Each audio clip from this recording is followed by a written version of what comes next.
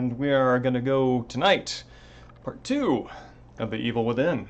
Give me 1 second here, and I'm going to put this up on the Twitter for all 5 people who check it.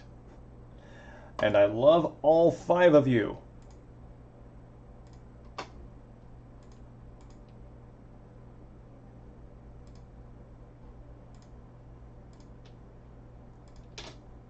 Nope, that does not paste anything.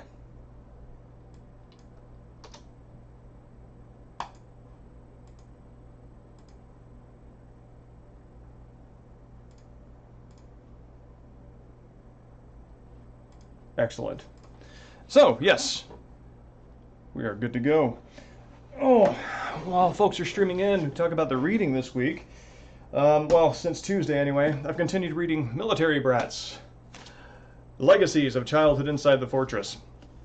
And this is particularly interesting because this would have been written around the time that I was a kid on military bases. And, I mean, just growing up military is very different from the experiences recounted in here, because this would have been, I think this was published either 89 or 1991, which was about the time that I was transitioning to civilian life.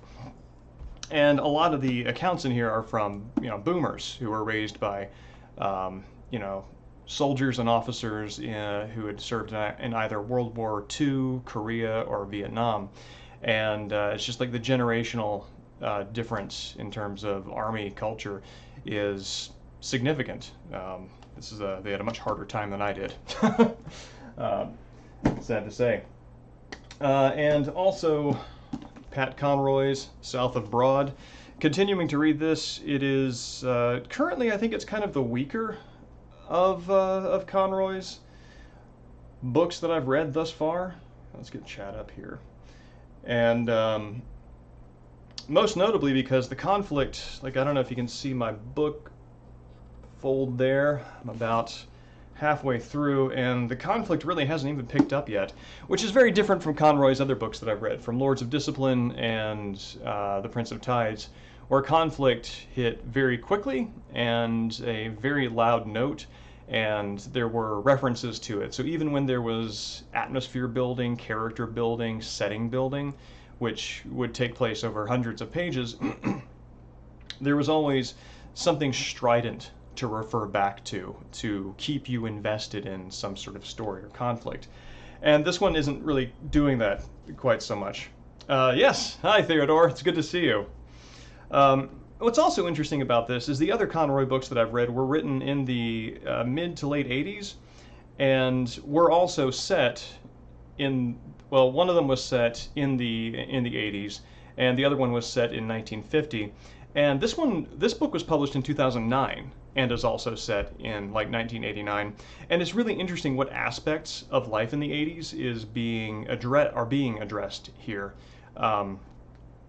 because this is it's written probably 20 years after the setting, so there's a different perspective on the lasting effects of integration, which was, at the time he was writing, still really ongoing culturally in South Carolina. And he's also writing about the AIDS crisis, and that's not something that is featured, to my knowledge, in Conroy's stuff that was actually written in the 80s. So I think that it's interesting. I think that time has given him perspective on maybe some of the other things that people were struggling with during the period that a lot of his novels are set. So a lot more of that's showing up here, and I think it's he handles it well. He handles it well. But yeah, I'm about halfway through and look forward to it continuing to pick up. And movie-wise, I recommend this, which is Rad, which is a 1984 sports movie focusing on BMX racing. And it manages to locate a national struggle for BMX supremacy entirely on a small town. And of course, small town hero steps up, has the sort of Karate Kid experience of noble yet ruthless peer rival backed up by even more ruthless and unprincipled sponsors. And it's a good time. It's a good time. And surprisingly, I mean, for a 1984 sports movie that isn't really well known, it's certainly no Karate Kid, it's no Rocky. It's like a double Blu-ray set.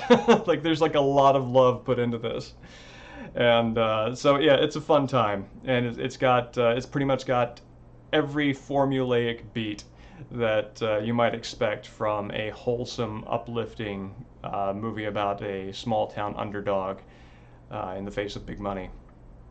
And yeah, there's also this is in my PS3 right now, but it's the Tale of Zatoichi. It's not a samurai movie, but a yakuza movie set in samurai times, and it's kind of neat to see like the sort of the yakuza gang setting, not in a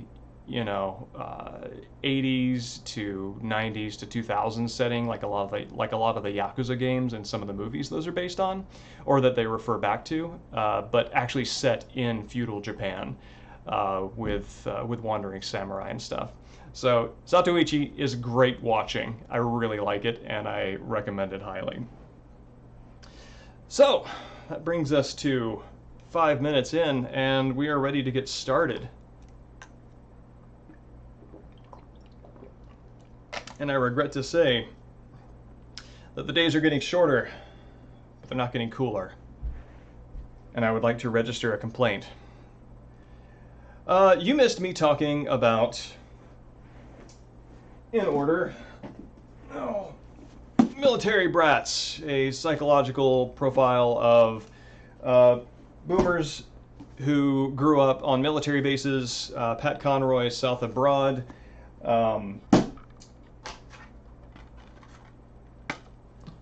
Rad, a 1984 sports movie, and The Tale of Zatoichi, which is a black and white feudal Japan set Yakuza movie. So yeah, it's good stuff. I recommend it.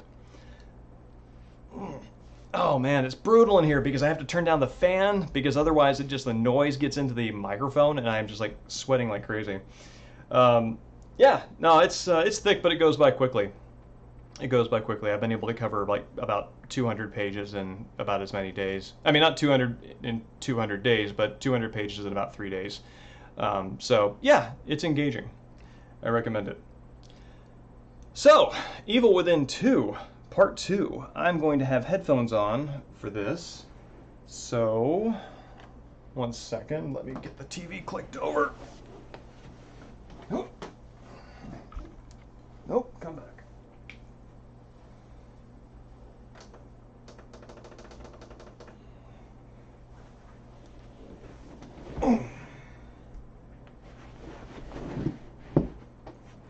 And here these are. So I hope everyone is well tonight, or today, or this morning.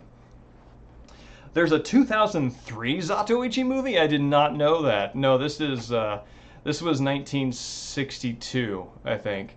It's also really weird because a lot of the actors from Shinobi no Mono and I think even like a couple of Kurosawa films are showing back up in here. It's like these are actors who sort of have made their careers as certain character types in this, historical narrative genre of Japanese film. And so it's really neat to see them kind of cycling back through. Like the same guy who's playing the villain in this one played Tokugawa in Nobunaga in one of the ninja movies, and then played a benefactor of ninjas in the fourth one. So it's cool to see them coming back through.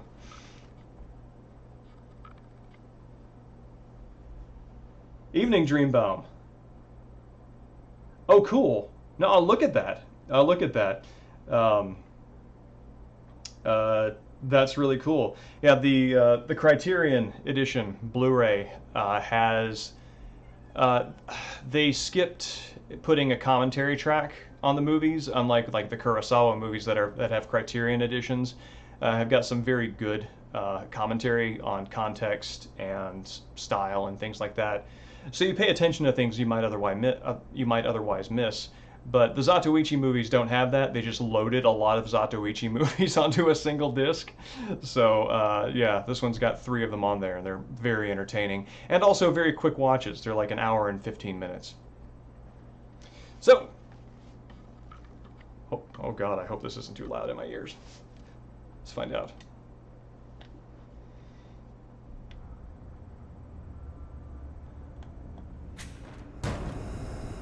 That's reasonable, but also, I know how jangly I get in a horror game. Sound design has a brutalizing effect on me. Let's see. Evening Mirth. Oh, that's excellent. Quite on. Actually, hold on, I've got a running list of movies that I need to watch, or that I would like to watch, next to a list of movies that I have. I've only really started watching movies in the past, I want to say 2 months. I mean, obviously I have seen movies before, but in terms of anything where I kind of sit down and okay, I'm going to learn about this, I'm going to experience it, and so I'm doing it in my usual way, which is rigorous, methodical, and drilling down as deep as I can. So thank you for the recommendation. And oh yeah, I own the DLC for this. I forgot to download it, so once we're done with the main story, we can go through that too.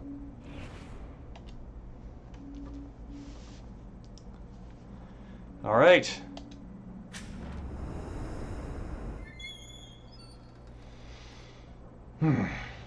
Okay, last time we did this, we got through the first part of the village, the kind of Resident Evil 4 reboot, or Resident Evil 4 version 2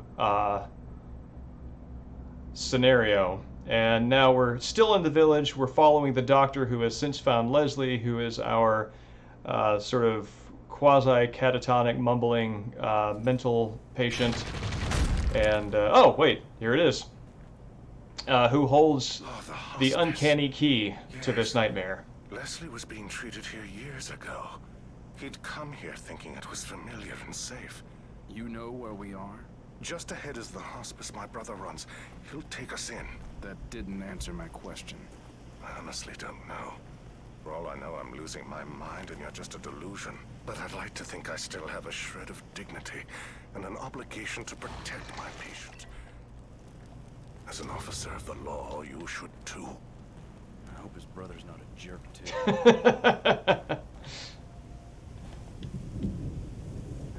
Oh man, let me see if I can remember how to run. No, that's not. Don't go so fast. It's not running.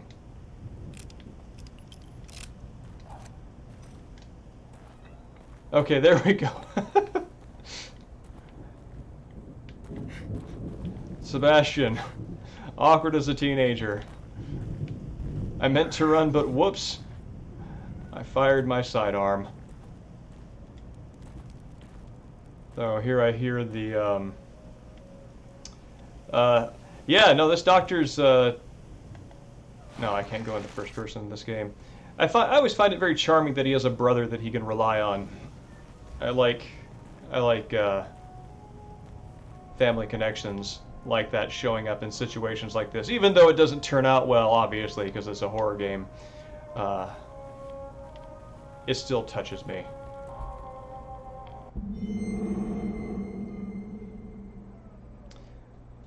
Oh yeah, Sebastian and Myra. Myra was his wife. And as of this game, we believe that she is dead, and a part of his tragic past that leads him to stoic refusal of his feelings and hard drinking. We later find out there's some conspiracy stuff involving the organization running this whole experiment that she's part of.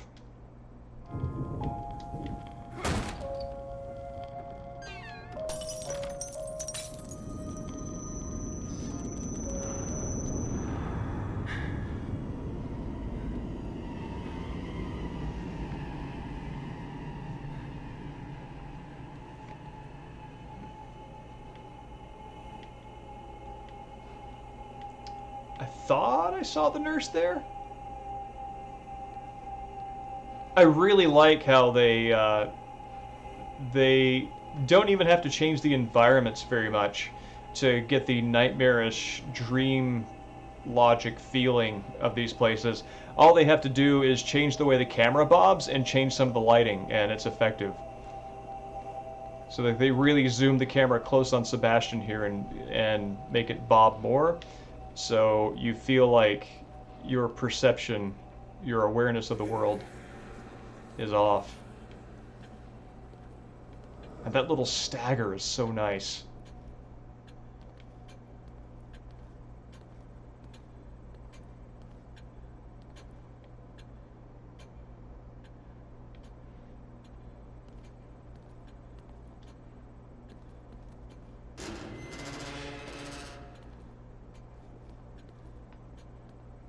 Oh, really? Liam O'Brien. That's cool.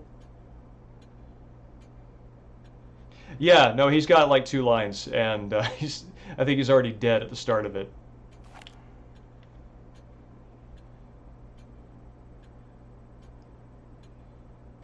Sebastian's backstory was almost all focused on journals. Yeah, yeah, no, they don't dramatize it really at all.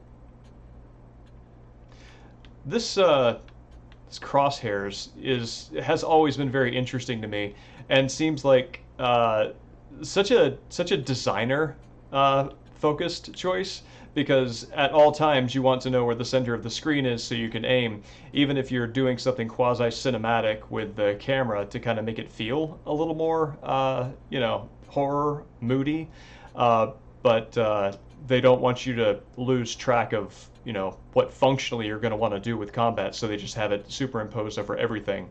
It really kind of makes it no longer part of the character's perspective, because a lot of times when you see a Crosshairs, you think that's something the character's perceiving, that the HUD is giving you access to, but no, this is just the game. Evening, Viper. It's good to see you, man. Always so happy to see you come out.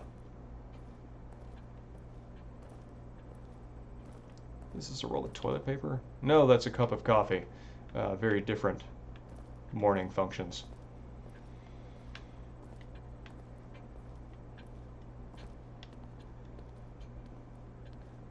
No, not that way.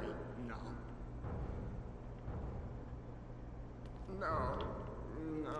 not that way. No, not that way. No. Johannes said that they didn't mean for the story to be so cryptic, that even the dev team ended up puzzled what the story was about. Oh, man. Well, I think they cleared that problem up in the second game. So many new admissions, and not a single discharge. Covered in blood. She has bloody handprints on her dress. I don't think those are usually there.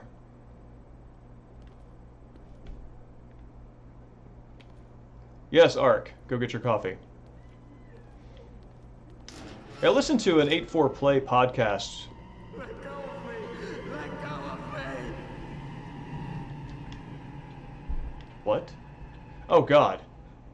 Let go of me! Let go of me!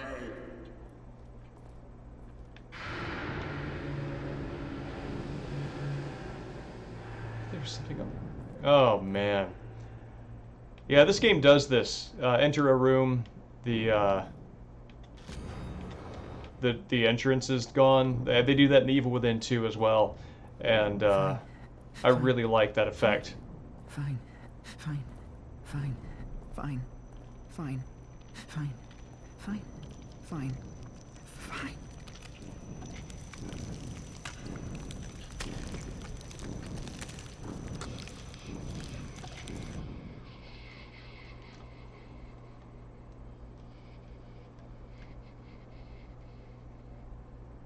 You don't look well at all. Do take care of yourself. Something that's interesting about that, that I'm just now kind of putting together, is Leslie's posture, kind of crouched down, and the way that he slowly turns his head away from sort of trying to suppress his thoughts with his hands, and he kind of turns to the side of the camera. That's the same motion that Oscar does. He is our fellow beat cop who saves us driving the ambulance as everything goes to hell. And he does the classic first zombie from Resident Evil slow head turn and then attack. And Leslie's doing the same thing right there, so it makes Leslie menacing because it has that sort of image callback to something that we already know was the first time we got attacked. So that's nice.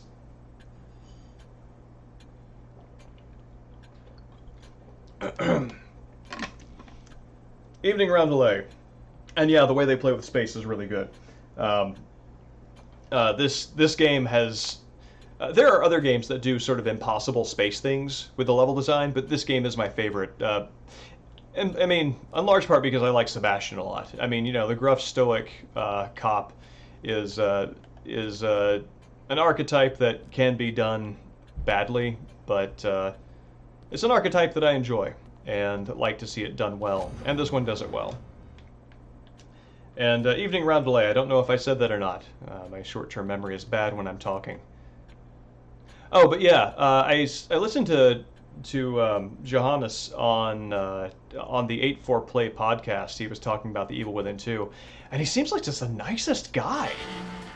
Like, he really seems to care about not just his games, but games generally. He's got a good respect for the development process, and I like the cut of his jib.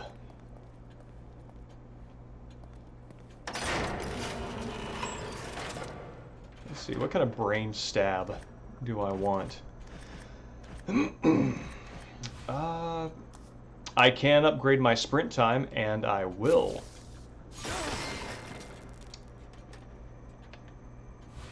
Stock.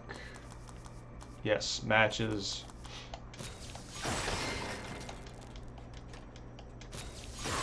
Yes.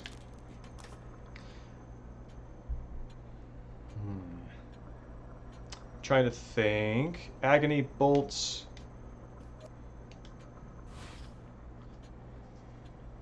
Is that a recent podcast? No, that I think was done around the time The Evil Within 2 came out. So I think it was like, it was early 2018, I think.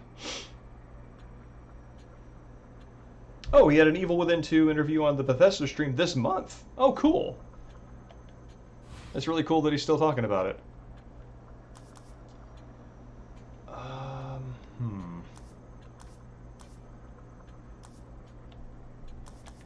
I feel like stock is what I want to really increase for this.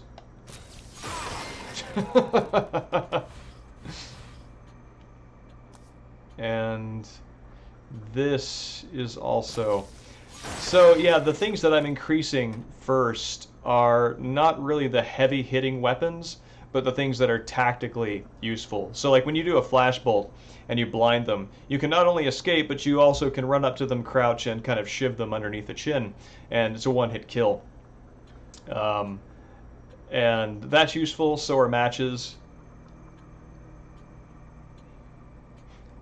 Yeah, no, the opening to that episode is charming because you can tell that, you know, they're giving him a hard time about some things that you know, they sound like buddies. So it's a good listen. Okay, 4, that's good. That's good. And I don't want to throw those.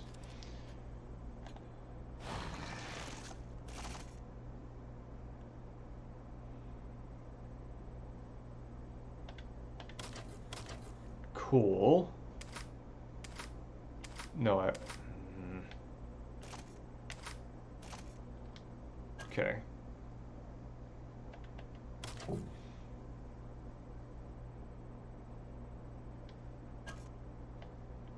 Yes.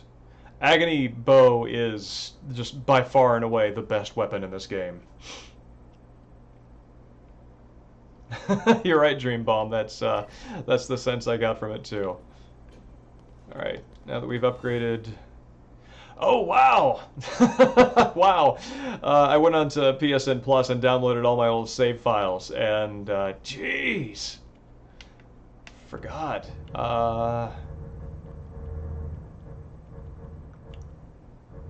A lot of these times spent playing were so yeah, the 24 hours that I spent on this save file was when I was doing my Evil Within 2 essay, and was spending a lot of time getting screenshots.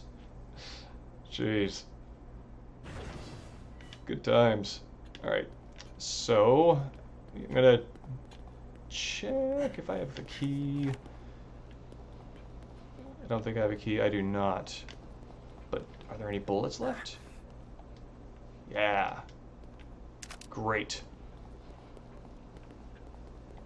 This game does a thing with the inventories that I just very nerdily and obsessive compulsively want a list of all games that do this, where you have a maximum ammo count that includes the weapon, the bullets that are in your gun, versus a maximum ammo count that is your reserve, and any bullets that are in your gun don't count. We must be going. Oh, thank you, Dreambalm. I appreciate hearing that. It's one that I get less feedback on than others, so it's meaningful that that you enjoyed it. What's wrong with this kid?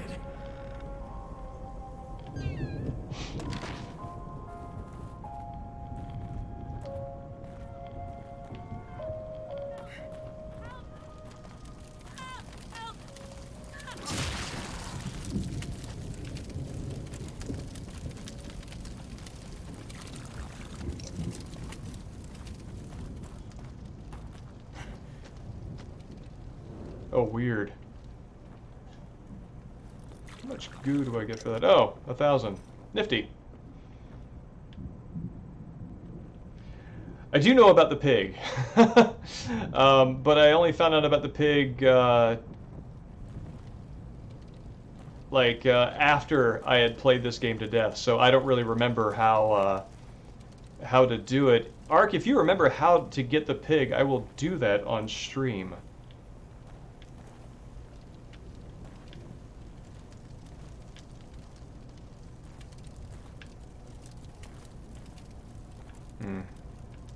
Well, there is no match.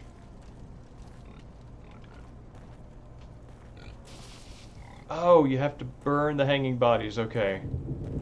Okay. Oh, well, that didn't really do it.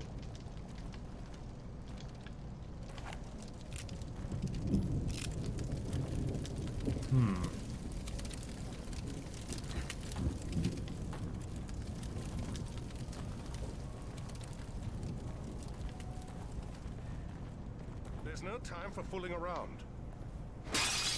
Buddy, I got a giant pig to manifest.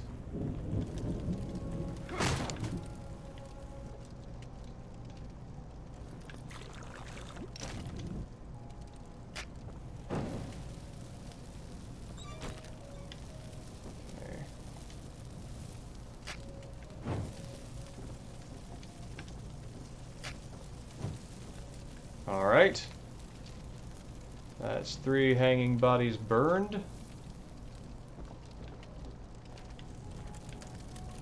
Oh yeah, no, I don't kill animals unless I have to. Wonder. There we go.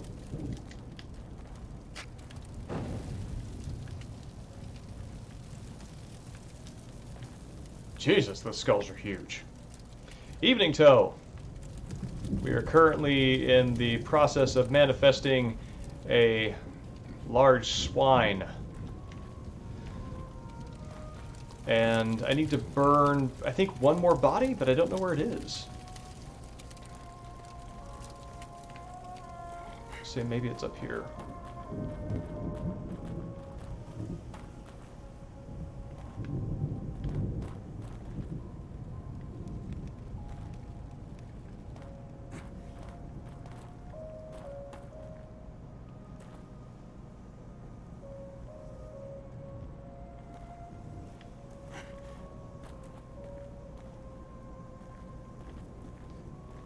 Oh, really? What other games does he use Claire de Lune in? Oh, Jesus Christ!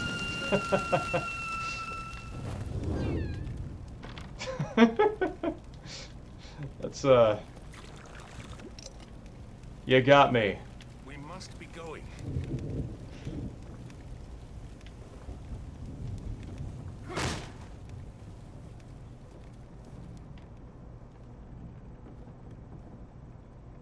Oh yeah, that's right. They did it in Flower, Sun, and Rain.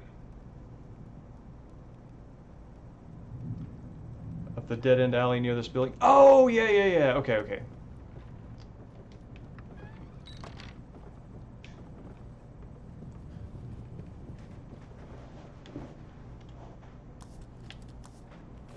Smash these boxes.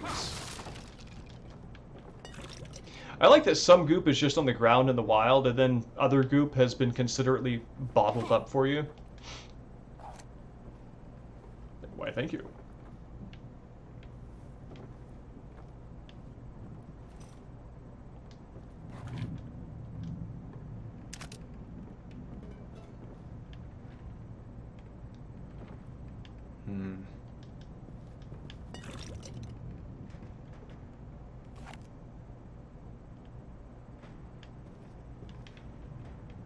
Is there something behind here? There is, in fact. Significance of Japan. Huh. No, I don't know.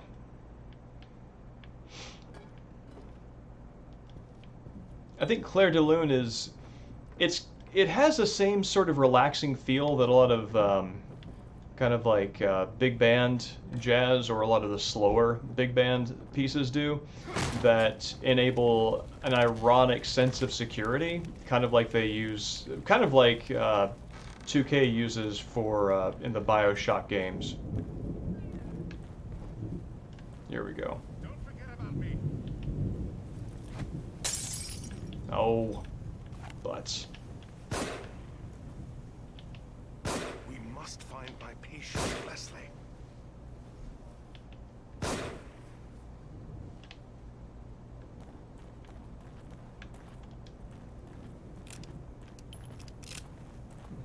Spider-Man Scarecrow.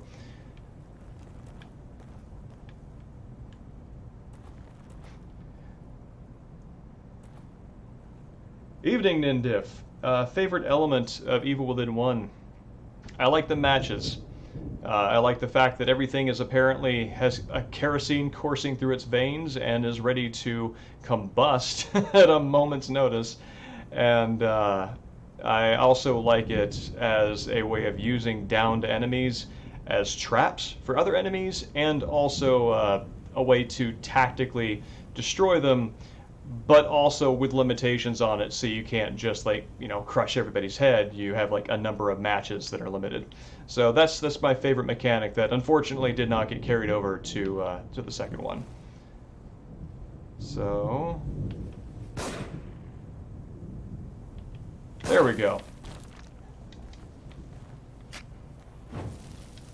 And now, if we have done everything correctly, we should have summoned Sergeant Oinks.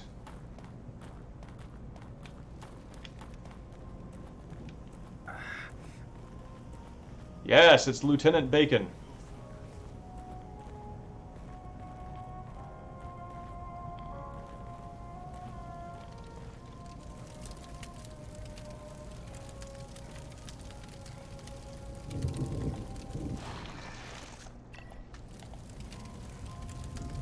Let's see.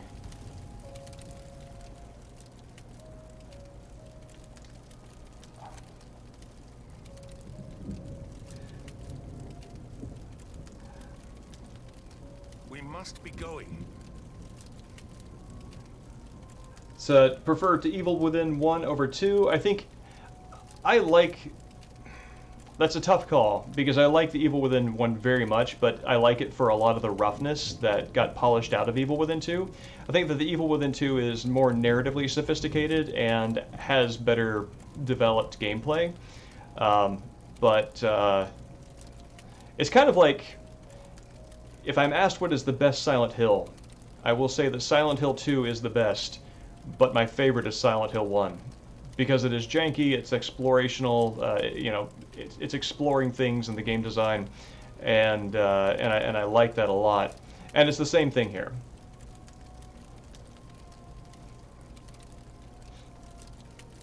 Can I not pet it? No, I can't pet it. Yeah, you can shoot it for like a bunch of, Oh, wow. Aw, just need a big old saddle you can ride him.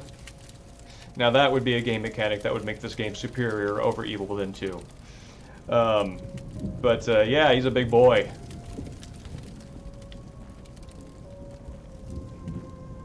You can shoot him, get like a bunch of gel for it, but it comes at the cost of your soul, which frankly in this environment is not something that I would spend lightly.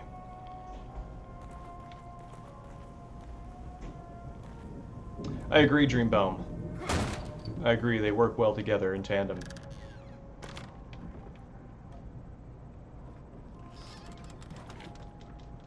I'm full here. What could have happened here? Well, buddy, while you're figuring that out, I'm gonna go grab these other 2 bullets.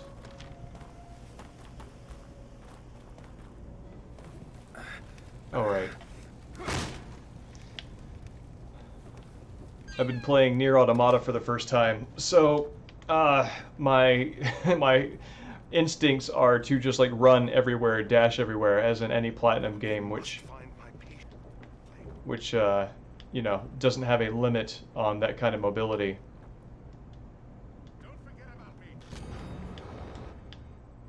And now I have to remember to be conservative.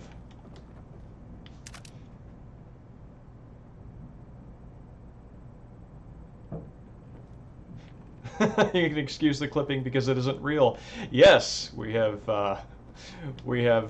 found a way to merge narrative and bug design.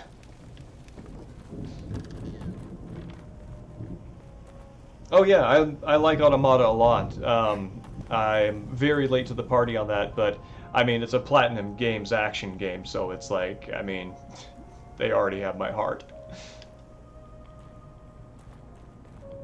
Outside of Killer 7, which game do I think has pushed the boundary of narrative-driven video games? Well, I mean, MGS2 has, you know, that's just sort of a defining moment, I think, for games in general. I think that Deus Ex, the original, did a lot to make individual choices feel meaningful and reflecting what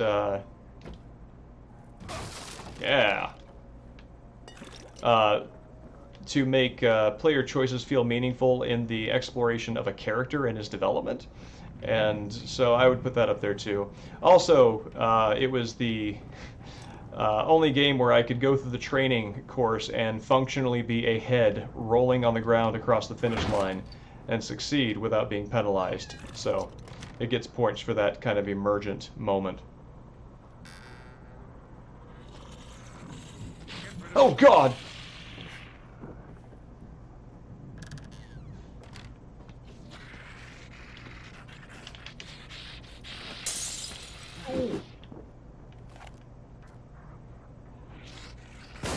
This.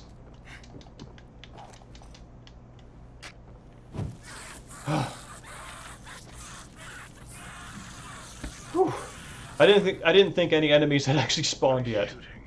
So, how do you know that, you coward?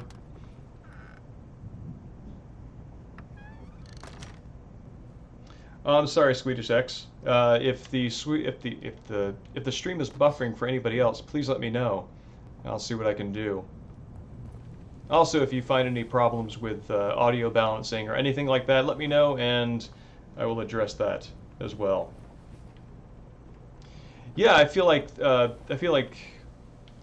Evil Within 2 took a lot of cues from MGS2 in terms of how to approach its particular kind of storytelling, but I liked it because I liked it more than MGS2 in a way because I feel like it likes its characters more.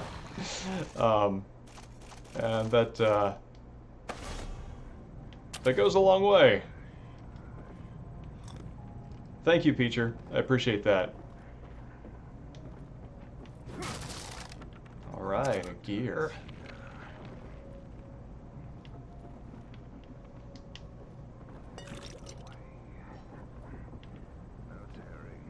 I'm assuming he's talking about wallpaper, which, I gotta be honest, this place needs an expert.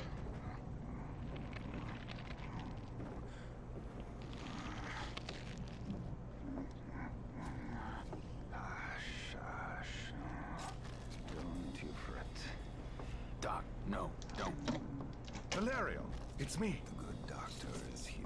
This is my brother, Valerio. Leslie's original doctor. Peel away.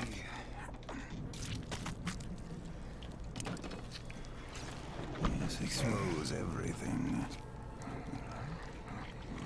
Hey. Yep, here's our dude. Again with that turn and that look. Yeah, I got one of those too. Oh god! That did nothing!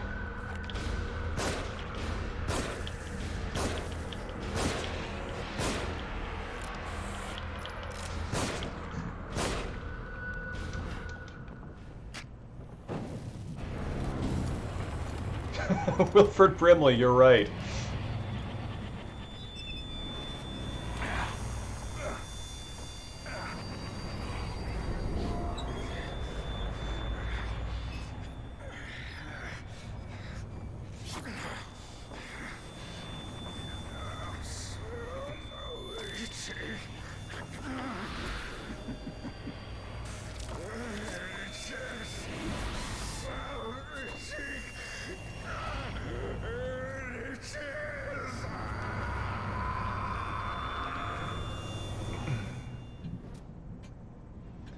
Looks like Sebastian gets a How could he have done that to Valerio? sort of second sight.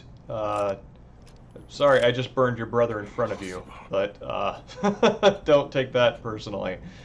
Couldn't be Rufik. Yeah, we get like kind of like a second sight impression on somebody getting corrupted by Ruvik in this environment.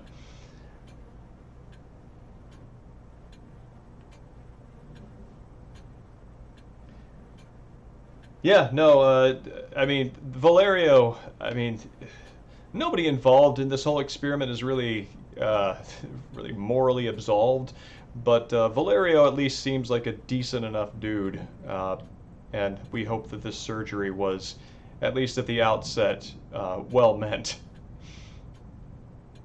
And yeah, very sad that Wilford Brimley died recently. His Twitter was one of my favorite things on that godforsaken website.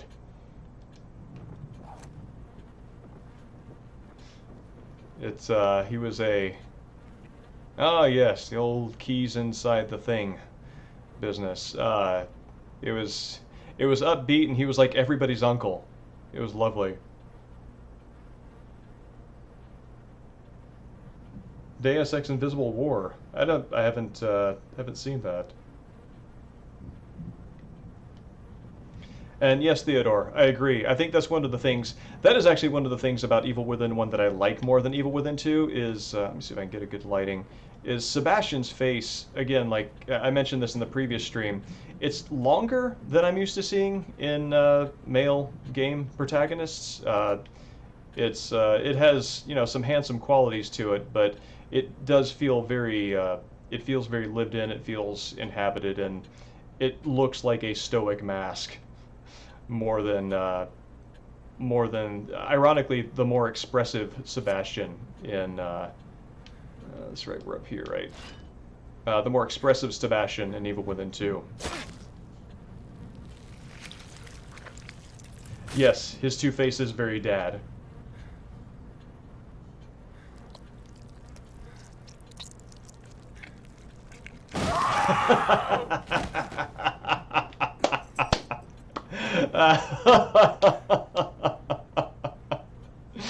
Oh, that's good. Oh man. Yeah. I think it's interesting, like, if, like, watching that scene, I think people feel two different kinds of revulsion. One is the sympathetic feeling of, like, somebody putting their hand in your chest, and the other one is the, oh god, how awful would it be to put your hand in there? And,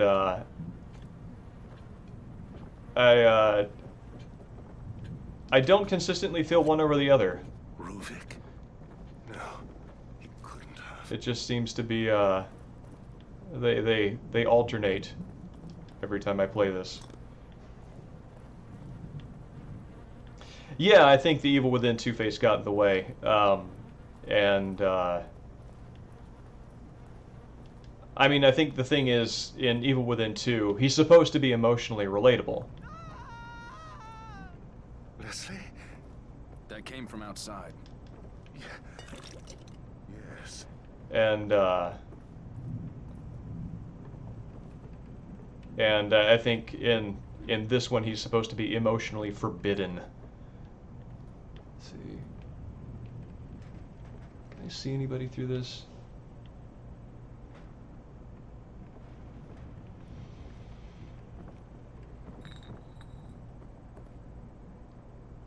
I just can't see his evil within Two-Face without thinking of Christian Slater.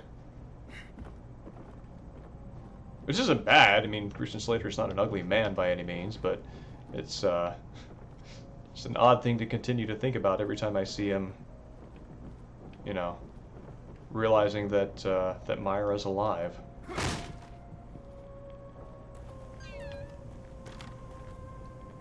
Oh no, Lieutenant Pork. Oh, thank God. If any of those touch you, I will kill them 5 times over. You hear me? Yeah. Yeah, you know what's up. Everyone loves you.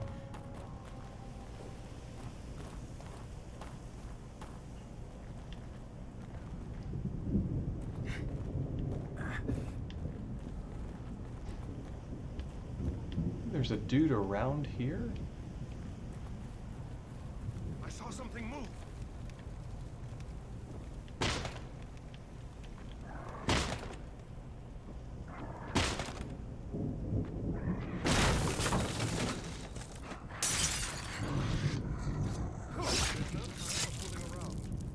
Jimenez. I mean, just make yourself at home, friend. I would like for you not to question my priorities here.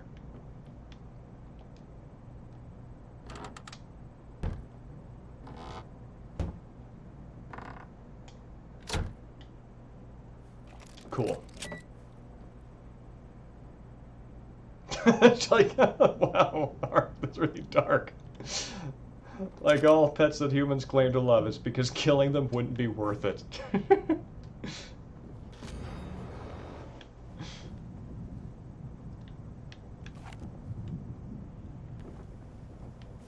I mean, which even somebody who is has an emotional attachment to their pet surely would have to agree with that on some level, because the value of having the animal clearly means that there is worth that you don't want to sacrifice. So that can mean a couple of different things. Yes, Dreambaum, the pace of this is devoted to exploration. And it actually, I think the way that they did Evil Within 2 reflects that same kind of design flow, right? Because I think the first city area really is kind of like this vertical slice of what that game's experience is. A lot more subquests, side quests, and things like that. But it's more open world exploration, whereas this one is exploring fixed environments where outside of little rooms like the one I just went into, you pretty much need to explore everything.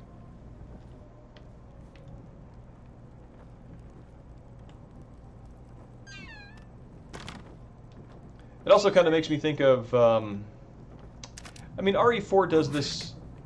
No, he couldn't. RE4 does this to an extent also.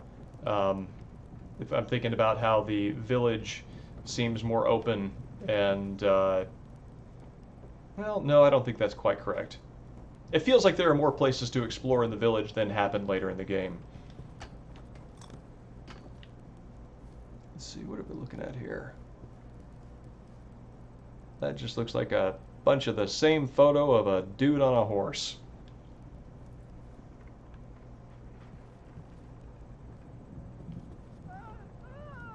He's gone down there. Yep, there's our dude on a horse.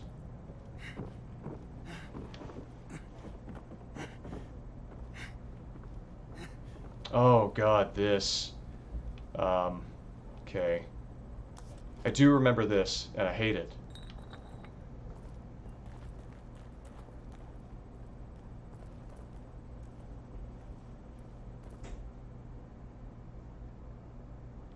Yeah, Act 1 feels more open. Oh, yeah, it's like a Leon Kennedy attaché case. Always a good... I just...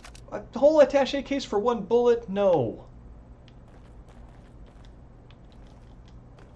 That is wasteful, sir.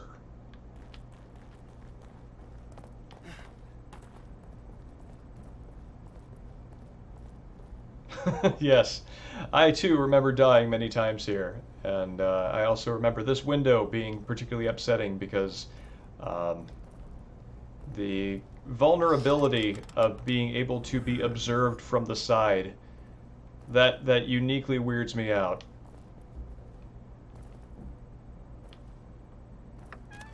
I mean, and obviously, like, voyeurism is a theme of this room here, with all these pictures of Sebastian. We must find my patients, Leslie. In various times and places, with a variety of grins and shrugs. The grins and shrugs that make up our lives.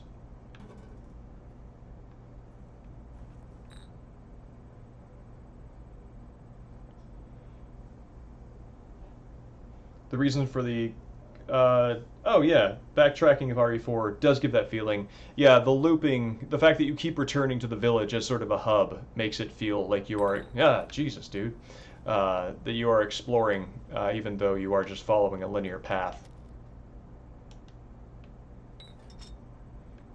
Okay. Let's do this. Help me. Leslie! Help me. Oh, thank heavens. Dr. Jimenez is here. Settle down. Wait, Doc. I think something's coming.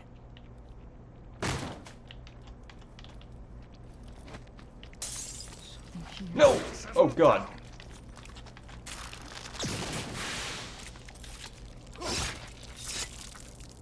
Oh, Jesus. This place is a death trap. Is there anywhere safe at all? I think that's unlikely. Can't get out. Can't get out. We must be going this way. Can't I'm get gonna away. collect my due here. Can't get away.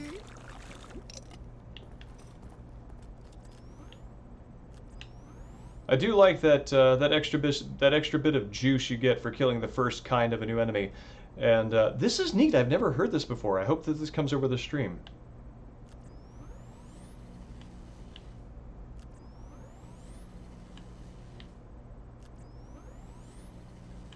Let me see if that happens with the other ones.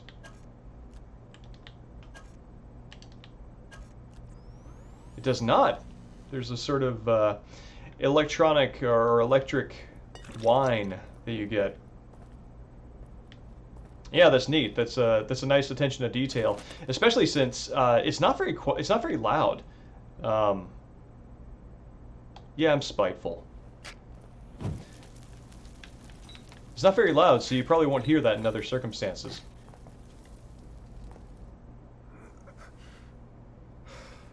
Oh God, the hospital area with the wheelchairs. The stairs are gone. Nope. We must be collectively losing our minds. Losing our minds. Losing our minds. Losing our minds. Losing our minds. Losing our minds. Oh God. No.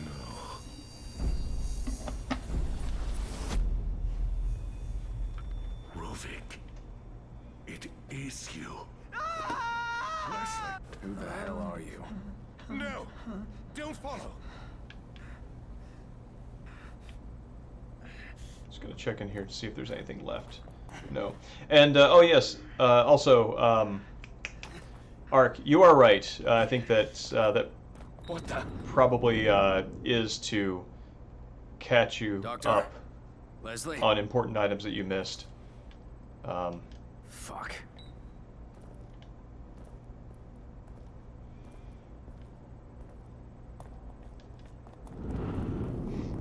Jesus.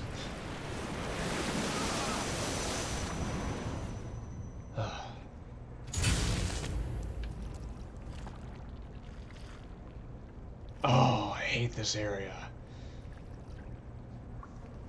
What is going on here? It's another horde area.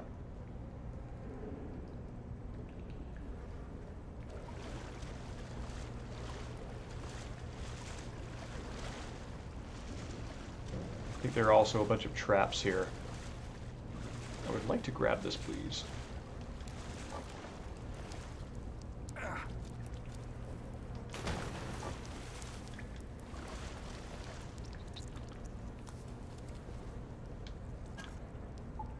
Yeah, so this is where that thing that I mentioned about your total inventory being reflected in, like, the weapon you have loaded, the ammo you have loaded versus the ones you have in stock. I can't grab this spear if I have either of the other two types equipped. But as soon as that spear, as soon as the spear bolt goes into my weapon, then I've got an inventory slot opened so I can grab it. And now I can change all of them and still keep it. Yes, I agree with both of you. I say I hate it, but you know, that's the survival horror player cringing at what will assuredly make me scream. Can I? Yes, I can.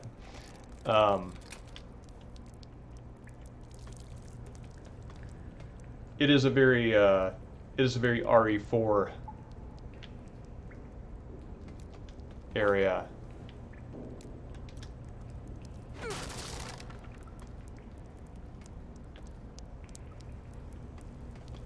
does this do?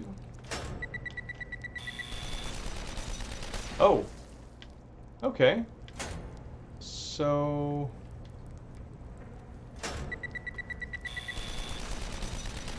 So if I get chased down here, that's an option. Cool. Good to know. And yeah, there's some rough love.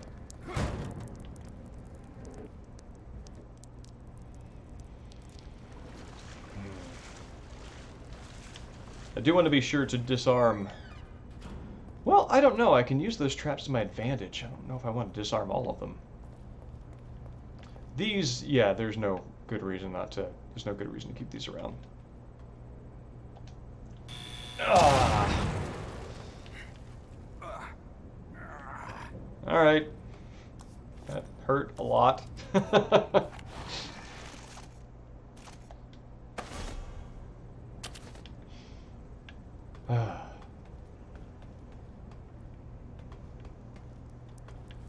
Whoop. That's not what I wanted to do.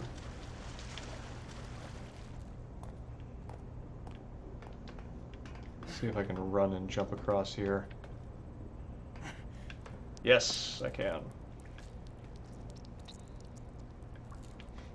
What does this do? Oh, good. Explosive barrels.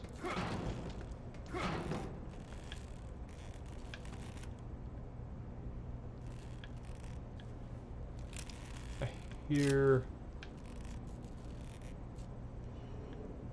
That's interesting. The barrels have dropped, but I'm still getting like creaky, strained rope sound effects from those ropes. Definitely want these things. Yeah. I want this at the top of the stairs so that when they chase me up here, I can use that. Excuse me. Favorite healing animations in games? That's a great question. Hold on. Let's go ahead and get this in place. I like this one quite a lot, because it is an animation that I can sympathetically feel when it happens.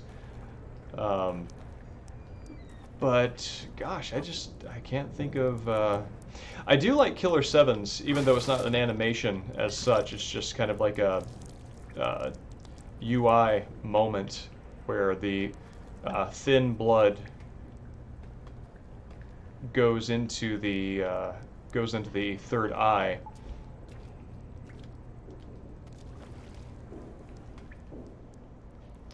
This is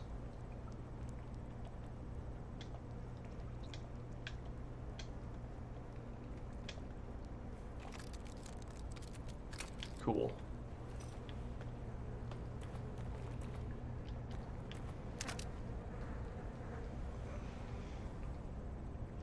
Far Cry 2? I have not played any of the Far Cry games. I did play Far Cry Blood Dragon. That's good work right there. Alright, let me see if I can redeem myself. Yes! And by redeem myself, I mean not get blown up.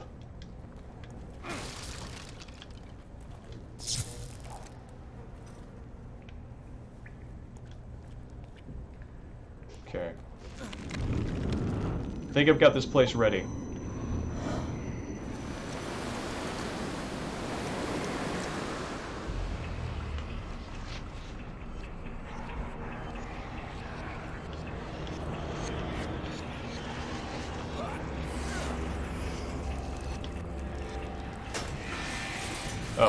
Oh, I don't think I really wanted to do that.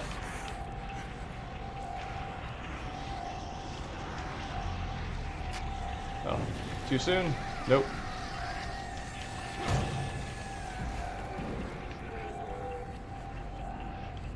Oh, no.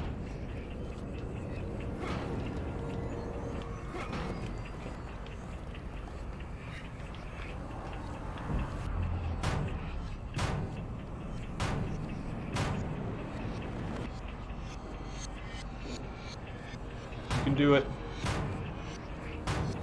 I believe in you.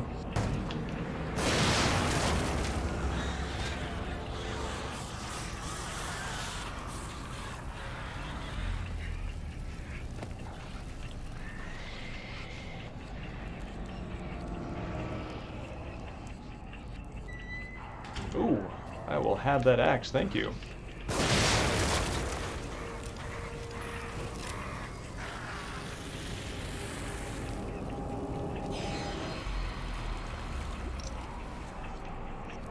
Oh, he didn't leave the axe behind.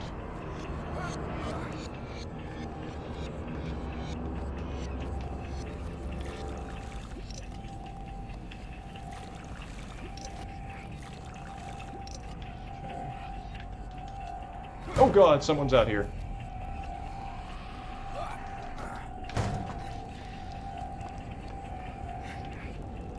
That looks like that's the last one.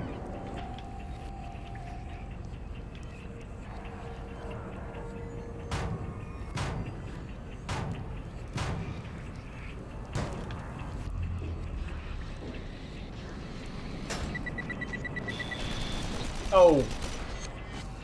Ah! Did not count on the lag.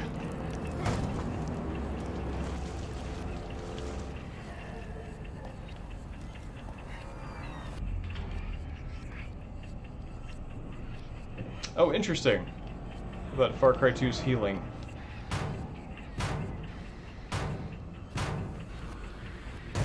Is that a flash bolt? It is.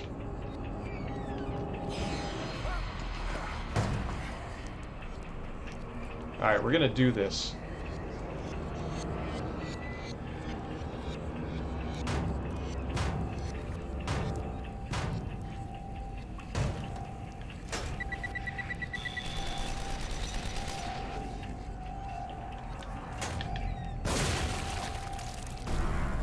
Whew. Alright.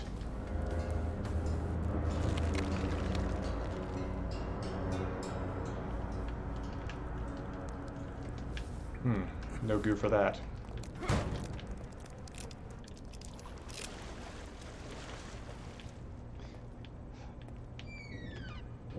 Can I? Yes, I can.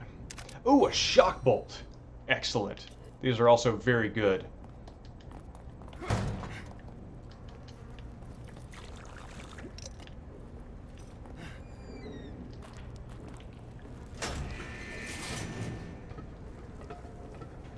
Oh yeah, I want one of those.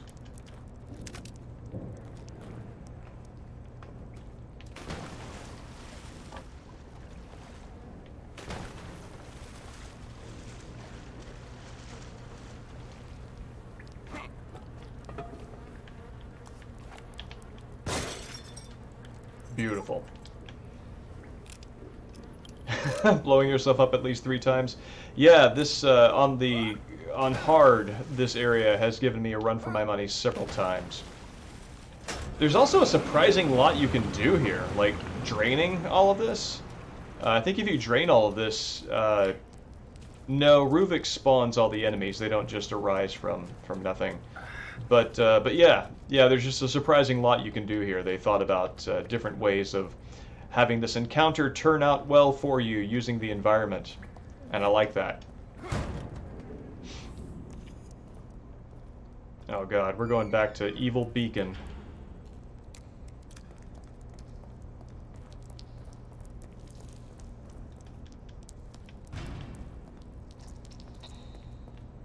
Oh god, no.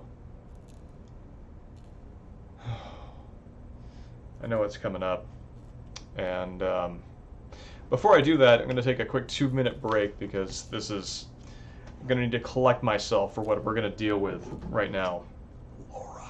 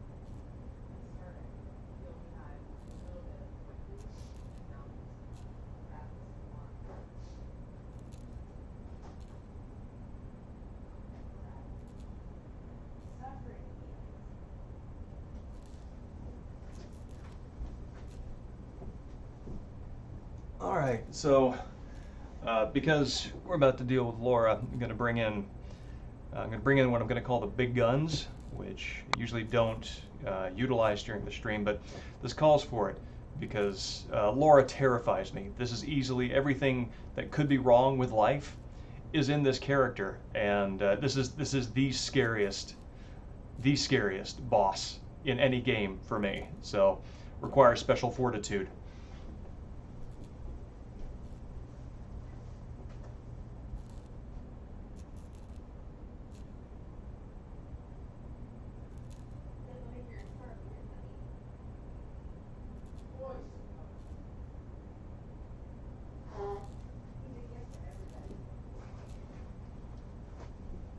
Here, this is a gift to the universe. This is Samson. He's so big. He's so big. This is the biggest cat I've ever seen in my entire life. Yeah, I know, buddy. Nobody likes to be held aloft. And you're free to make your own choice from here on out, but I just needed you to bless this stream. So, that's Samson. Thank you. Yep.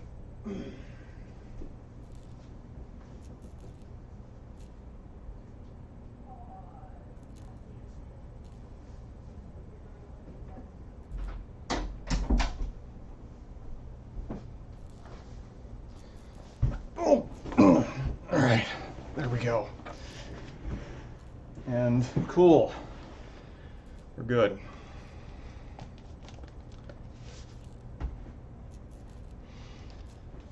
All right. Man, I remember in The Evil Within 2 when I saw this scene, just sort of mimed out in level design and everything. I recognized what it was immediately, and just died inside a little bit. Hold on, I think I've got Samson floating around. There we go.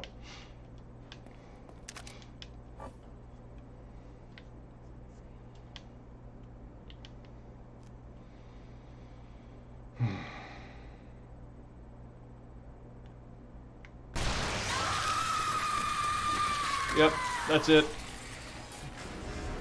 Shit, I'd better run.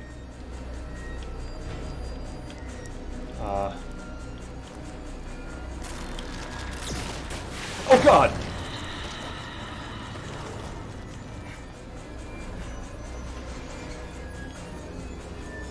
Come on, recharge.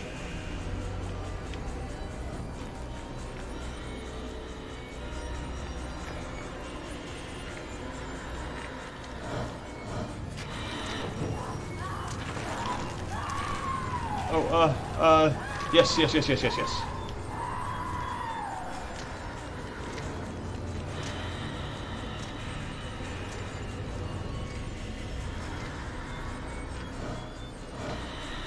Oh, no.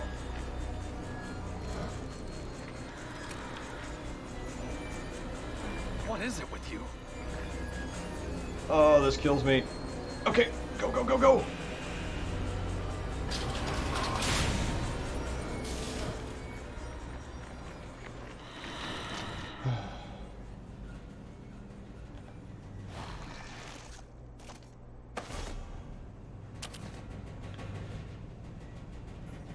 I don't know if this is over yet.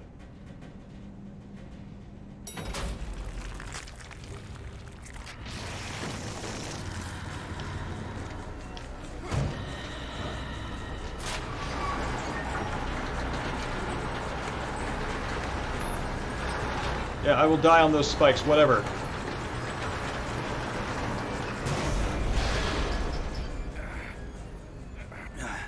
I made it. I can't Oh believe God. it. Dying on those spikes is better than having to be in a room with her. That's horrifying. Can I?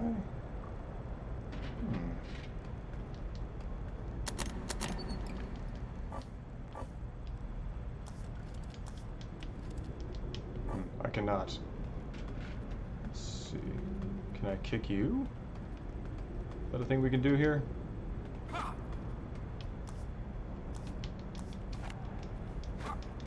Okay, guess not.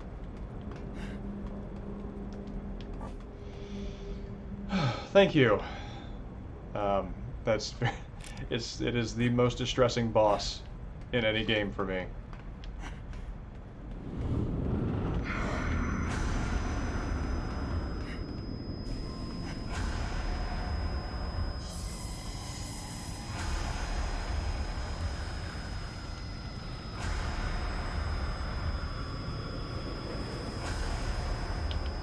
Oh, nope, that's not a thing.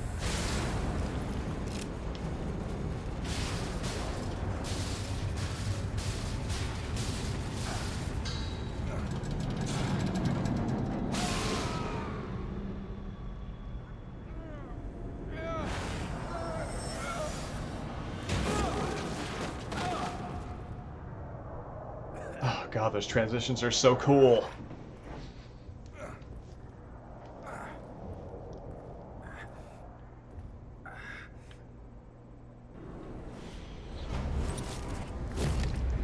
It's funny that they put him there as the creature feature when easily Laura is just takes the cake.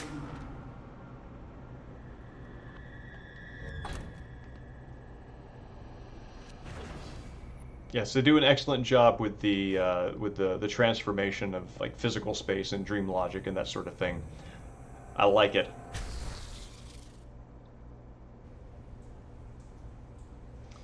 And the archive of this stream is going to go up on the Deltahead Media YouTube channel. I've got archives of previous streams up there. The YouTube channel is actually just called Deltahead Media. So if you want to go ahead and subscribe to those, Dreambomb, I noticed you showed up on there, and thank you. That's a place where this is going to live as well.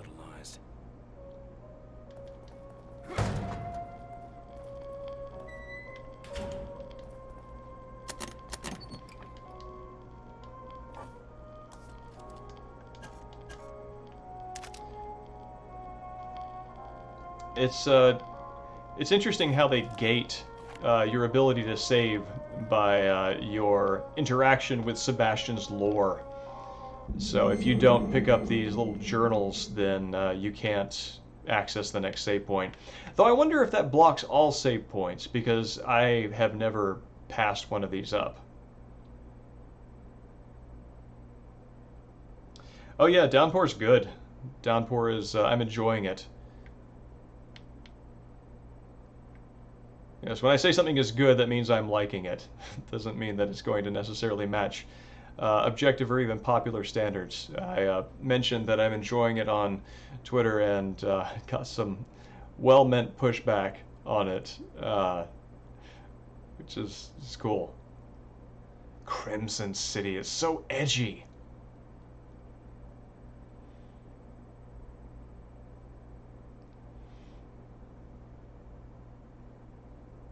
Yeah, so it sounds like Crim City's got a high crime rate.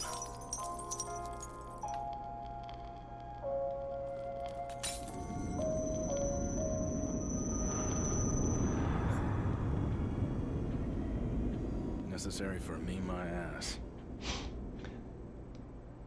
I was thinking about this in terms of like Sebastian being a detective, Kidman and Joseph are detectives. It's really interesting how like the different characters you play in military versus police dramas. I don't think outside of maybe L.A. Noire I've ever played like a beat cop, and you even start L.A. Noire as a beat cop and get promoted to detective, which is where you're spending the most of your time. So it's almost like you sort of rise in the ranks, and then you get the right to an individual identity and, you know, decision making, independence, and that sort of thing, which is what your character is here. Whereas I think in a lot of military dramas, and I don't play a lot of Call of Duty, this is just my impression, you typically focus on like sort of like enlisted characters, and I think maybe sometimes special forces, but it's interesting that in these police drama games, beat cops don't show up except as red shirts. It's been a while since your last visit. Actually, now that I'm thinking about it, that statement about playing as enlisted men in military drama is almost certainly false, because you're always playing you're usually playing the talented and trained master of combat. High crime rate with a K, yes. That's exactly it. I hope that Crimson City's official reports all spell it that way, because they are in on the joke.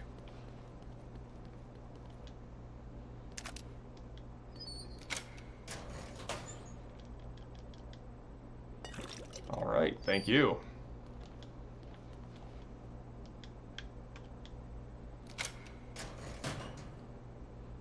And thank you. Good. Time to poke Sebastian's brain.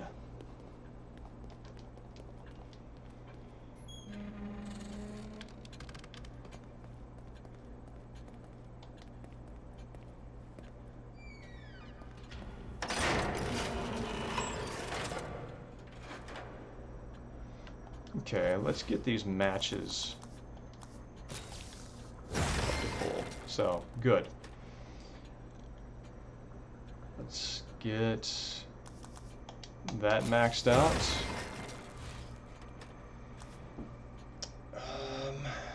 What next?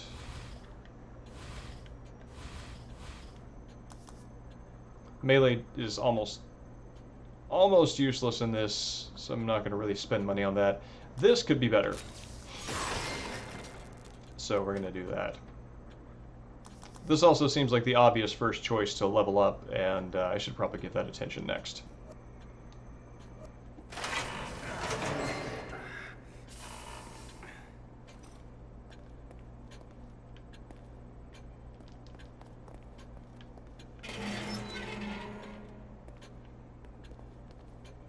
And is anybody else showing up on the side of the milk carton here? Nope.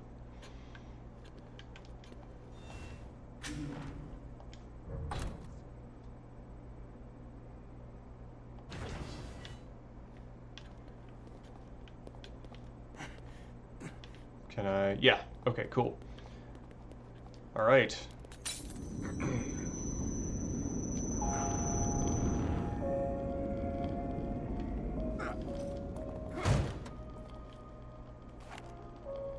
He's watching. We can't leave. I think that shows up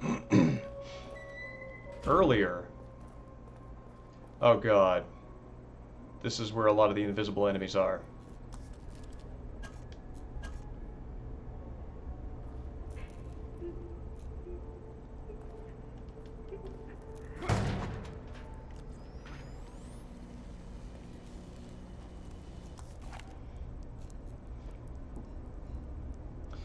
Have I ever had thoughts about how related Silent Hill 2 and The Evil Within 2 are? No, actually. I haven't thought to compare the two. I'm actually very interested to... tongue-tied. I'm actually very interested to know what you think about that.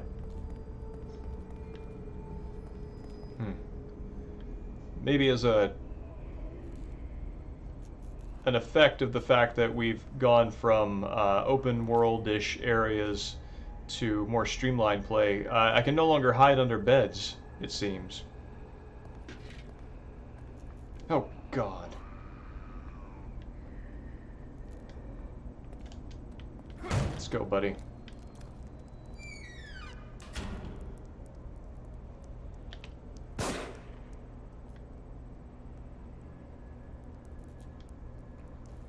Pretty sure I see him down there.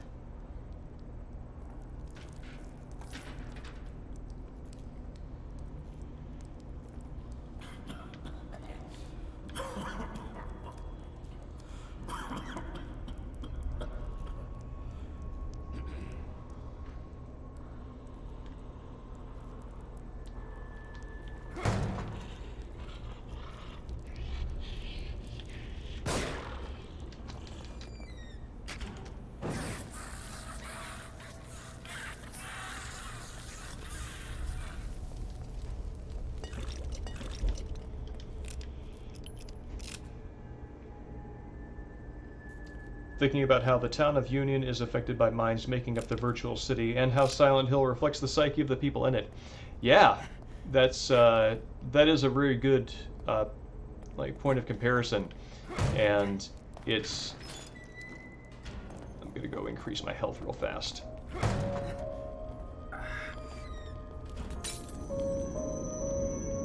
It's an apt point of comparison, and it's a horror setting scenario, shared overlapping realities that I find very interesting. Though I feel like Silent Hill focuses more on the reality of the individual perceiving. Like, you very rarely see crossover. I think in Silent Hill 2, when you encounter the woman who is not Mary or Maria, whose name I'm blanking on. Anyway, you find out for her that Silent Hill is all fire, and you get a brief glimpse of that as she walks upstairs into flames, presumably accepting her entrapment in the city. And but that's the only time you really see that. You don't really see what Silent Hill looks like to Eddie Dombrowski. You don't see what it looks like outside of James's water imagery. But the way that Union works is you get to see everybody's pieces, and the same way with this here, you get to see everybody's pieces all mishmashed together.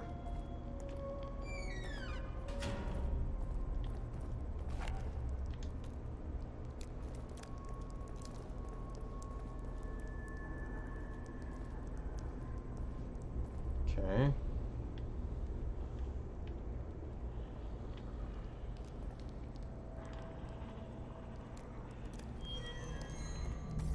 I wonder if I could just sneak up on him and shiv him.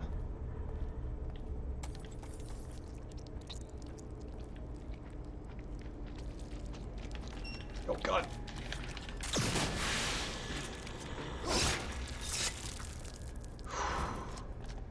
Time to build me some more of those.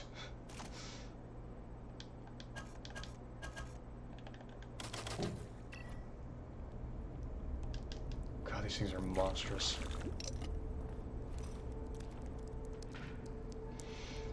I'm kind of noticing now that the enemies that I shoot, stagger, and then set on fire actually don't leave goop behind.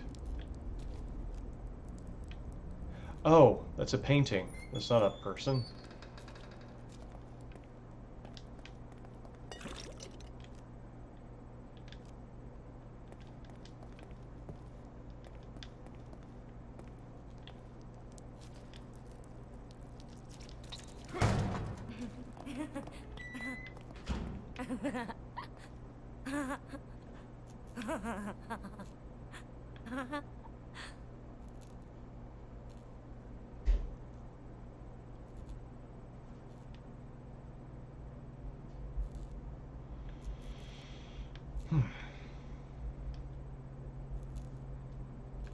Yeah, this has got very Black Lodge feelings, and also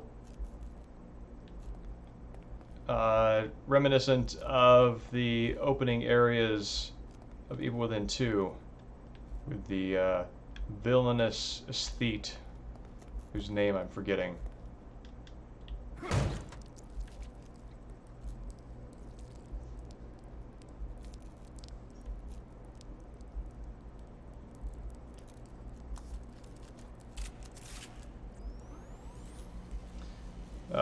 Yeah, Silent Hill 2 kind of romanticizes the irredeemable victim angle of James versus the healing journey of Sebastian. Yeah, Dreambomb, and I kind of feel that the options for different endings can arguably reinforce that there's really only one way out for Sebastian, whereas James can be redeemed, or he can find himself in a variety of hells of his own creation.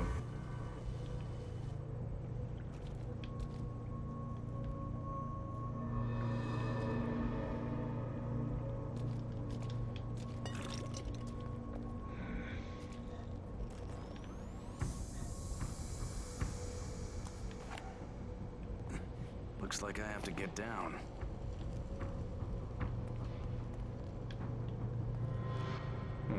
Fantastic.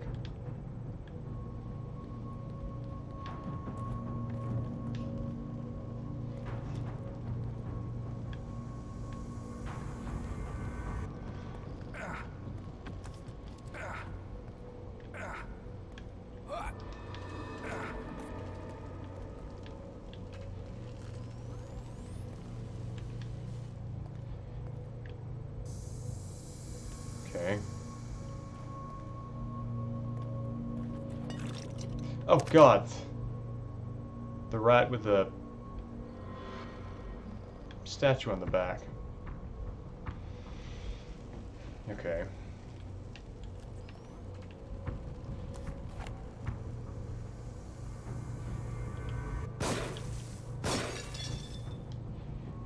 And the rat is fine.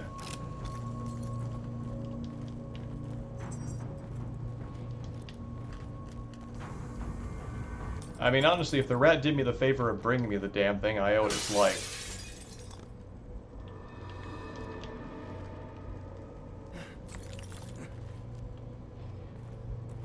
Oh yeah, this place right here. This place here shows up in some of the dream hallucination sequences of Evil Within 2, and this area I found uniquely distressing my first playthrough, and so having this show up as a place of distress for Sebastian in Evil Within 2 was very affecting for me. I think that's one of the things that made Evil Within 2 particularly affecting, is because I found this game so stressful as a horror game. I felt that I had shared Sebastian's journey, and that he and I had created the same level of cortisol chalking up our veins. It from dealing with all this. Locked. Need to find a key card. Wonder if the key rat and the key crow are friends? Well, I mean, I have no doubt. In fact, I wouldn't be surprised if they were the same animal. The little rat's got little prosthetic wings, kind of flying around doing its, you know, gifting business.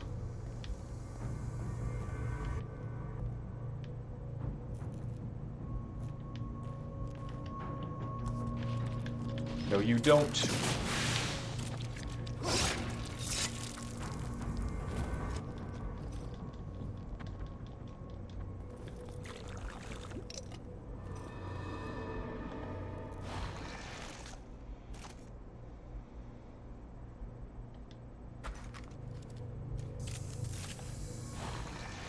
Okay.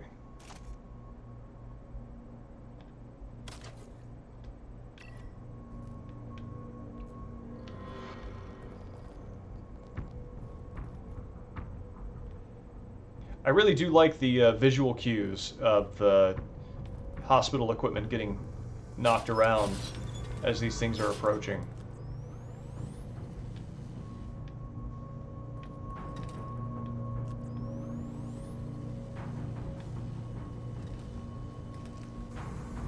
They are very slidey. Those casters are well greased.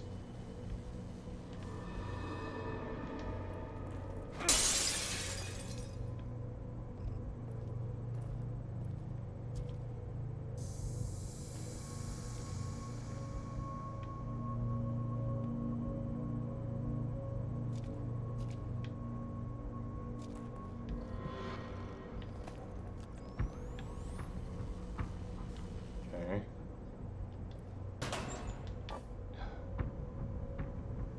Gotta use my shotgun more often. Or increase its capacity.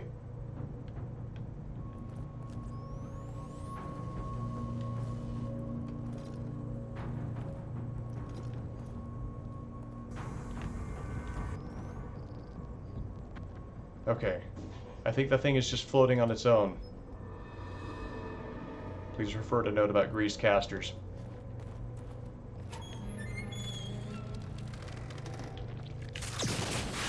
God, they move so fast!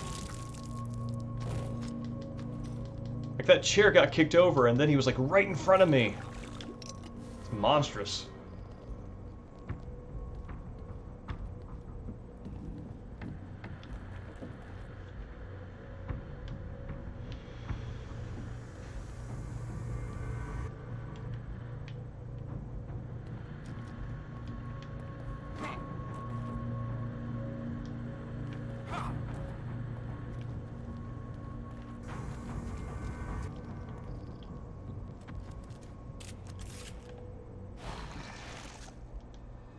Nope.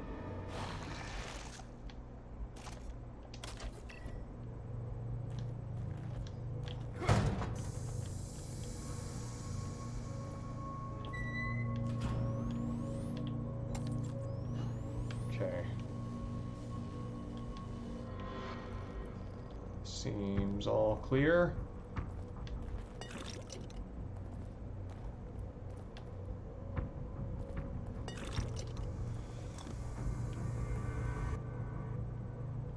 Just make sure I've got everything out of this room because I'm pretty sure it's going to autosave as soon as I pick that thing up, and I would like to have all this in my inventory.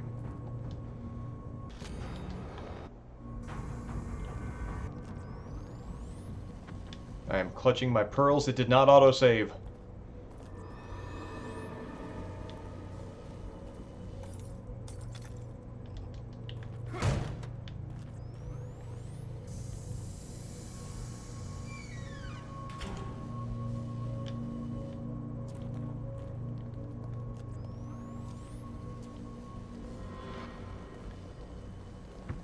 Okay, this room is good.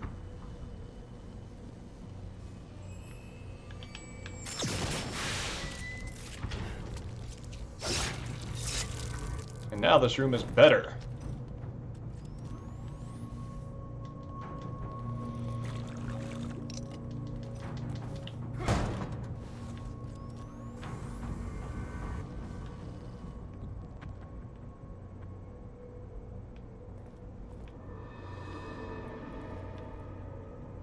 Gonna put as many hospital gurneys and IV stands and side tables between myself and any open area as possible.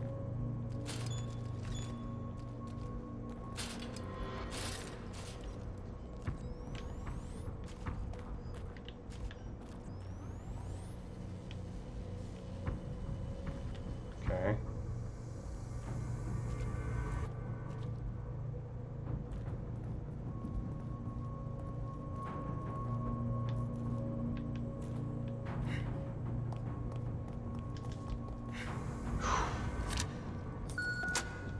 Thank God.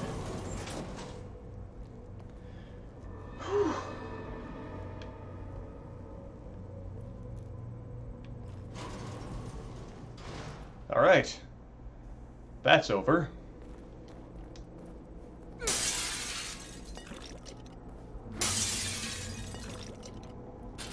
It is. That is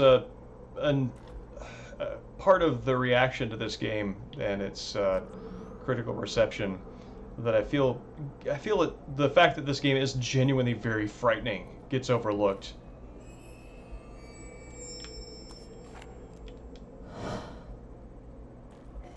And the challenge of following its story is, you know, made more a focus. It's nightmarish and it's nightmarish and disorienting, and I mean that works.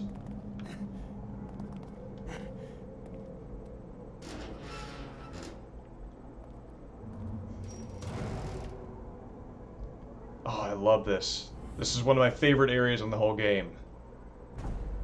That right there, just that little shake, and your door's gone. And replaced with a peephole.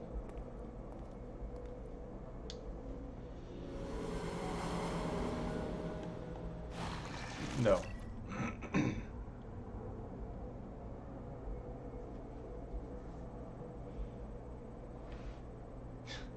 That's so good.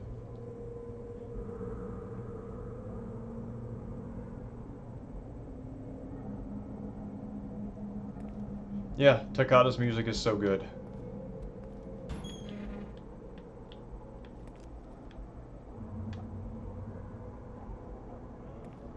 Oh, yeah, right. If you screw this up, you get spiked.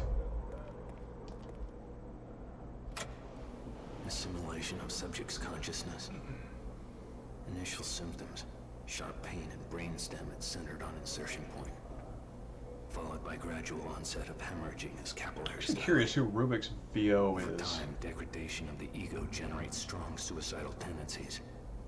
They lose who they are and become clay, completely reshapeable in my image. But not me. Something keeps me from staying completely within.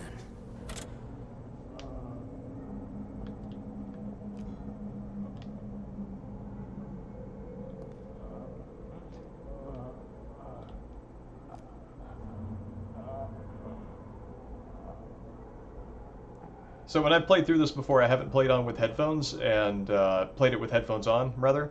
And there's a lot of environmental stuff that's coming through ambiently that is very unsettling.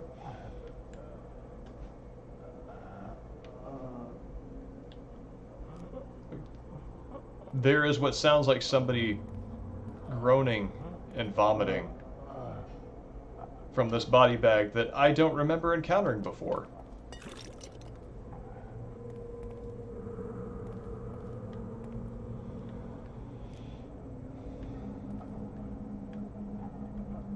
And that right there is a spoiler concept of the device that we are hooked up to, the brain device.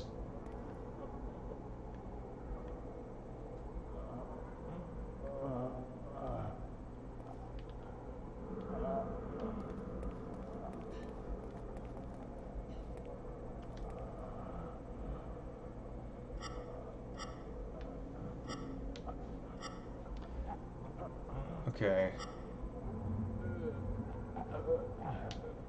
So I need to choose the right synapse. illustration, and it's the one that looks like a little thing with a tail. Which looks like this one. Here we go. Great.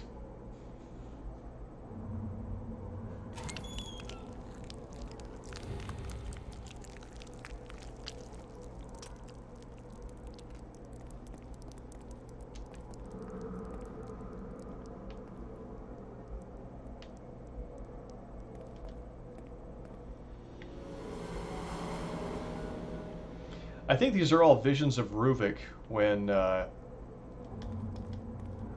before he became his current self.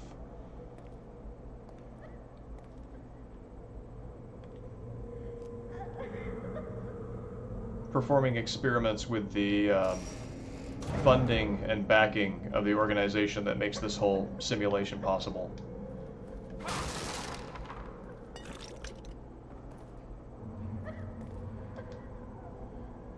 Yeah, I've never noticed it before, but the people in the body bags are weeping.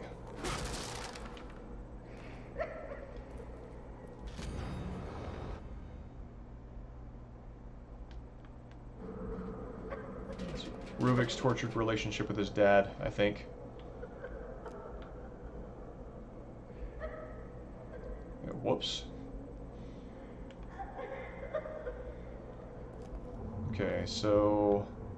central gear with 3 gears.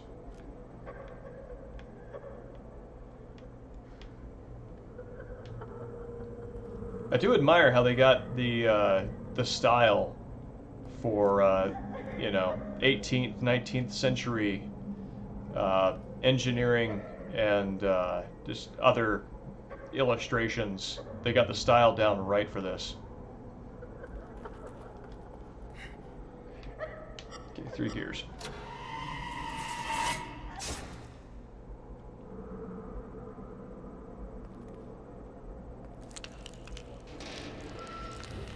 I feel like this moment is a little more disconcerting than other instances where, you know, enemy has been killed or spiked or whatever, because there is no ragdoll reaction from the body on the table. It's just, it's very still, almost accepting.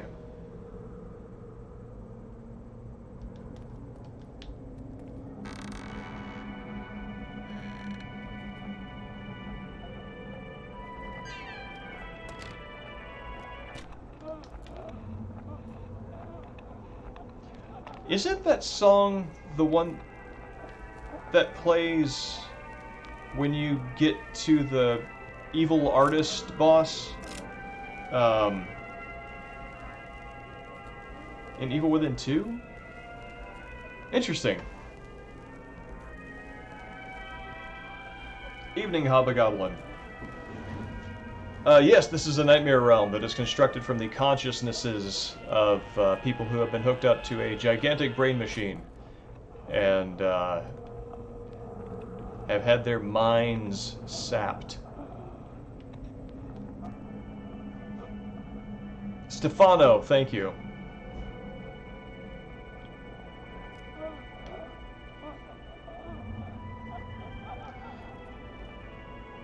Yeah, Dreambaum, you're right. The church symbol is very similar. I actually thought that that there was more of a direct connection between the two, but I guess I haven't really thought that hard about it. Yeah, definitely Sunflower.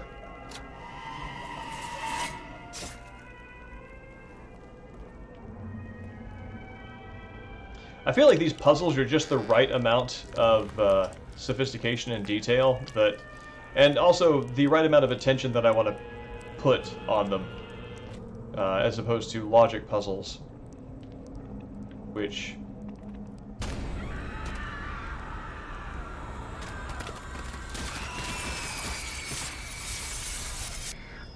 require a kind of attention that is different from what I'm bringing to a horror game.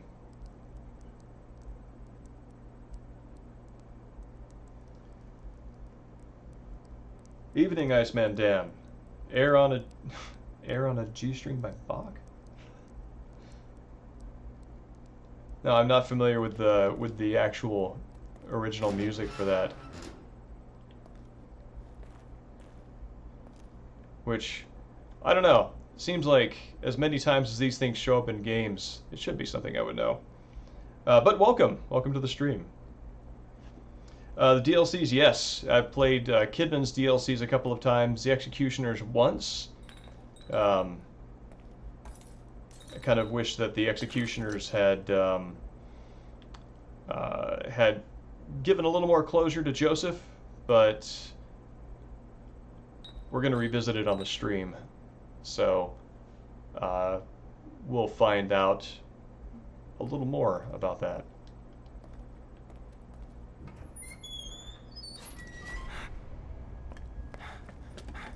Joseph. No, and there's our guy right there.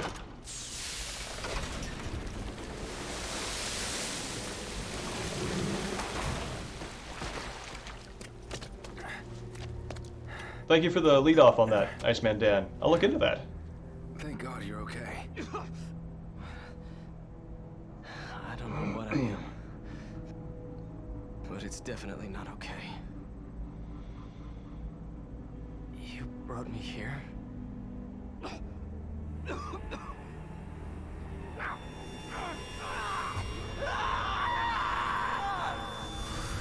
Jesus, what happened?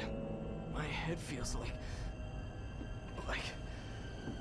Do you hear that? We need to get out of here.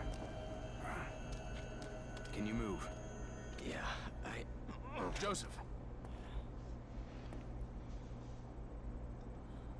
And Dream Bomb, that's interesting, that there could be more connections in the future, considering the church That's much and better. Kidman's past overlap. I do hope they make a third game.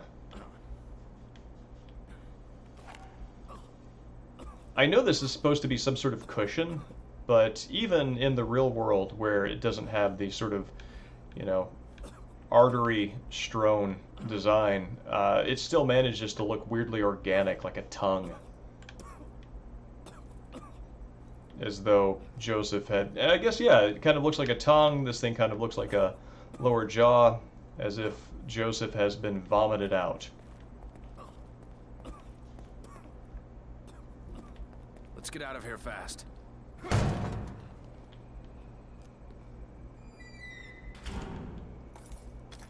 Is this flammable? It is flammable.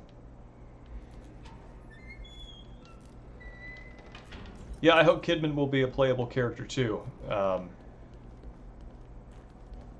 wasn't really sure what to make of her after this game, just because of, you know, the story was just very bewildering. And, oh, more shotgun shells I can't use. But after the second game, she played a more coherent role, and I like her quite a bit. Would like to see a story that focuses on her. Oh, Jesus. Okay. Well, you stay there. Yes, I'd love for Johannes to return to a lead role as well. He, with Evil Within 2, became one of my favorite game directors, and I am very excited to see what he works on next and what he has been working on since Evil Within 2 came out.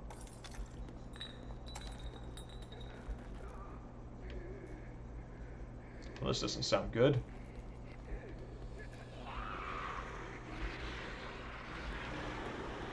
Keep your eyes peeled. Come here, Joseph. We're going to be tactical about this.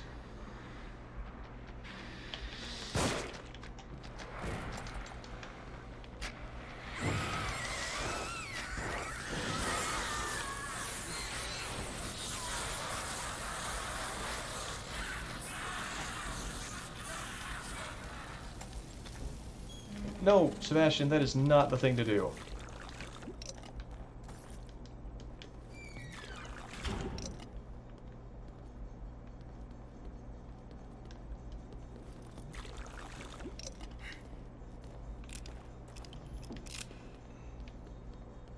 Alright, that cleared out the room. Thank you, giant oil spill.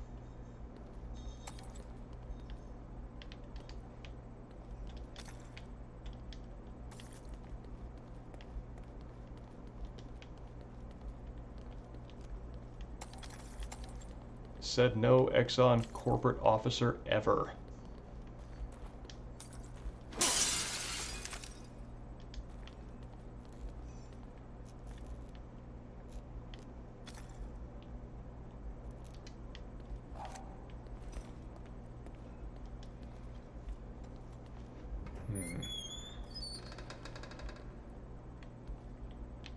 Okay.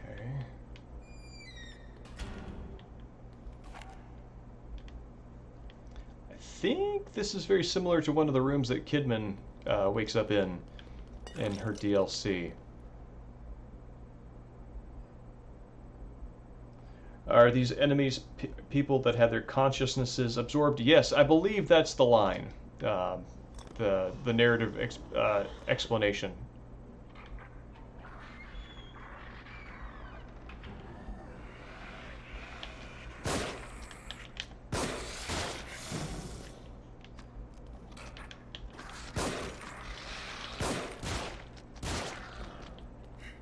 Yep, there we go. The little skip and a hop as he catches on fire. Yes, Leslie grabbed patients from Beacon Mental Hospital and also people from the country surrounding his family's ancestral estate and plugged them up to the machine. And that's how they got in here. Do I have room? I do.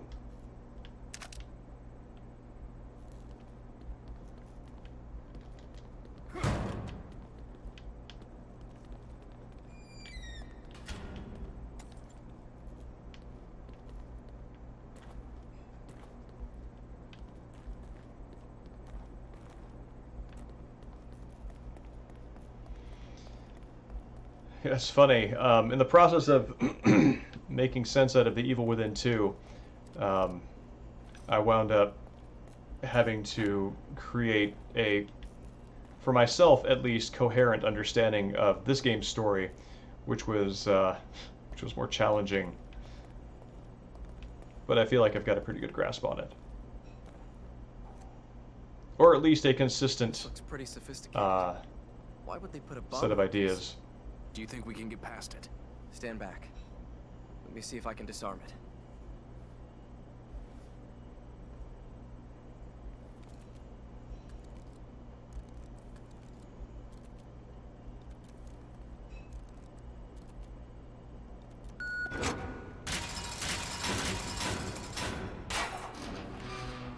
All right.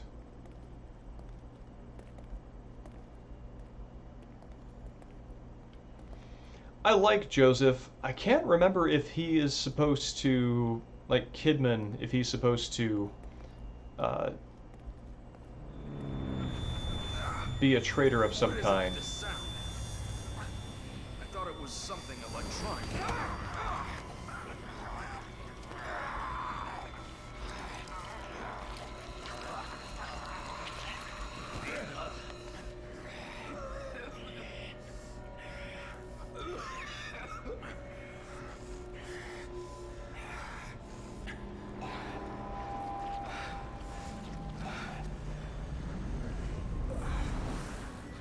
Joseph's going the way of Oscar. Joseph, after Connolly, I thought... I don't know what came over me. I haven't been feeling well, but...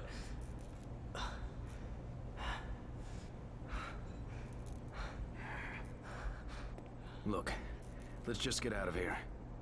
There's something wrong with this place. Yeah.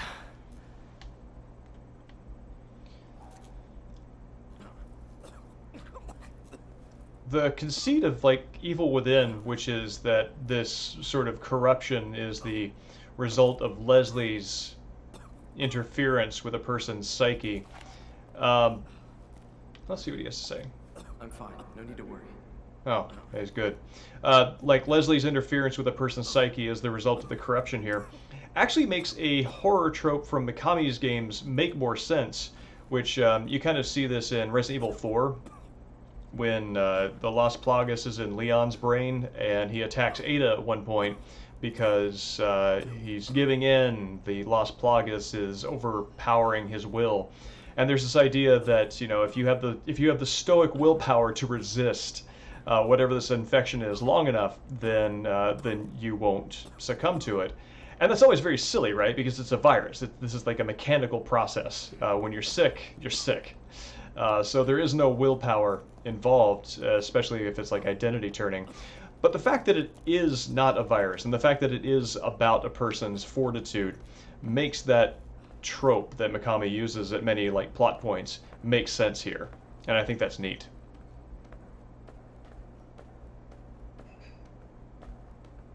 Oh, I hear Claire de Lune.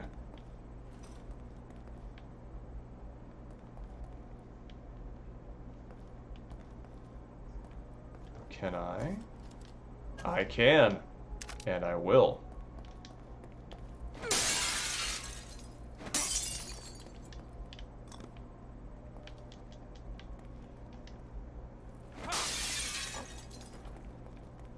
Man, I feel like I really should beef up. We need to move. My shotgun ammo count. Because they're just like throwing all this ammo at me and I'm not carrying it.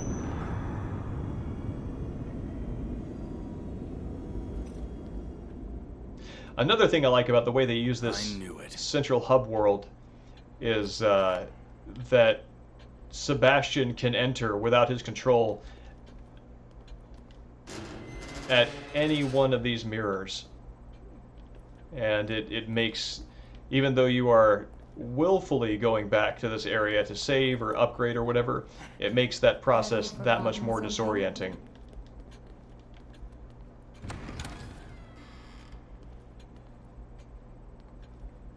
Dreambaum, Joseph is just a regular detective, or at least not associated with Mobius. I kind of feel like he is onto Kidman at a certain point. Is that right? I think maybe that's the conflict with him that I'm thinking of. And yeah, Iceman Dan, Claire de Lune, Debussy, that's a huge part of this game, especially this series. I know, what is it? There's another piece that's used in the lobby of Hotel Los Paz in Flower, Sun, and Rain. I don't remember the name of it, but it too shows up in many places. I have a feeling that's something Dreambomb would know.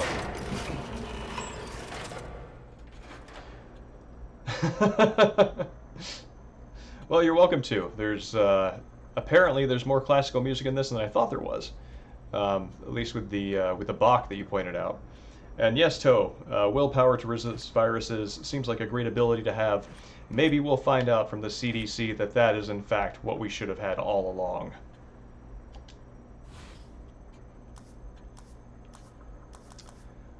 Let's see. Yes.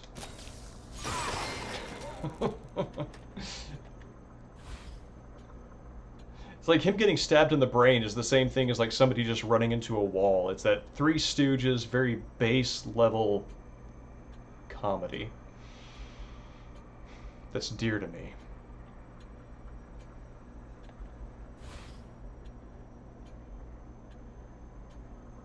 Viper, Flower, Sun, and Rain soundtrack is almost exclusively arrangements of classical pieces. Yeah, I mean, those are the only ones that I remember. I also seem to remember a lot of silence in it. Also, some kind of groovy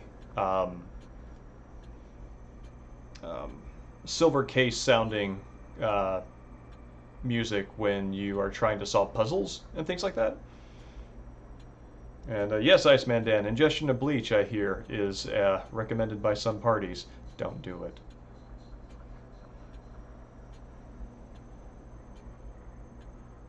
Five Debussy arrangements in Flower, Sun, and Rain. Interesting.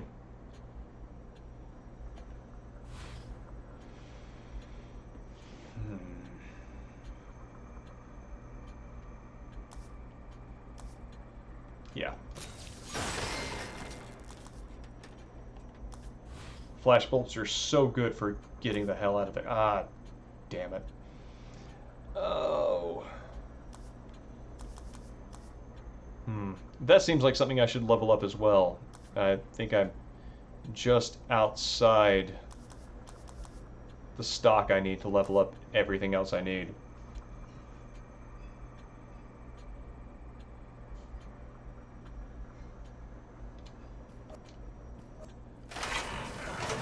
Viper, you wrote TSR? Do you mean TSC?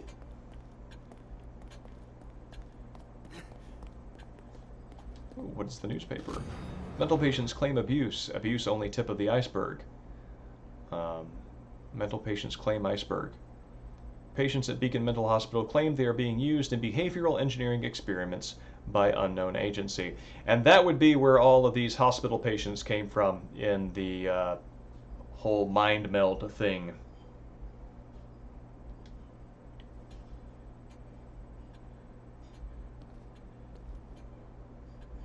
Two Flower, Sun, and Rain games in your mind before and after playing the Silver Case.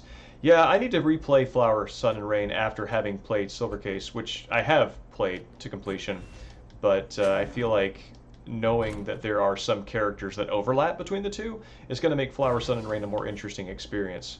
I should probably go back through and play Silver Case again prior to that, because there's a lot I don't remember.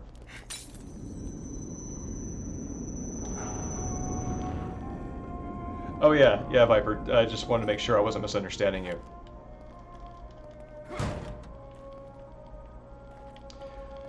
Well, I wonder if, I mean, I can't speak for the situation, I have no idea, but I wonder if it just had to do with licensing.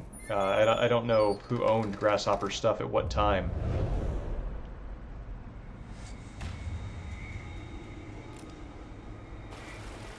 I do very much want to play their Fatal Frame game for the Wii. Get me out of this thing! Wait a minute. It's another trap. Look.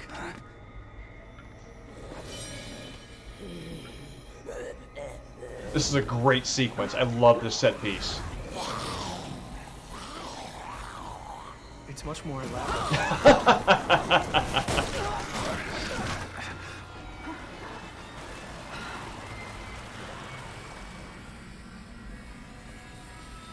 Joseph, are you all right? Yeah, I'm fine. I think you'd better get down here. Hold on, I'm coming.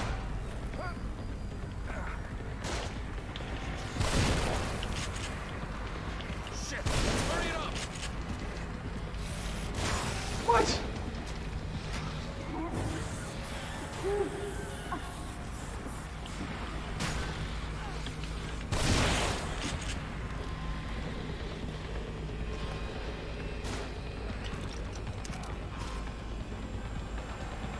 Nope. I don't know what I just grabbed, but... Come on!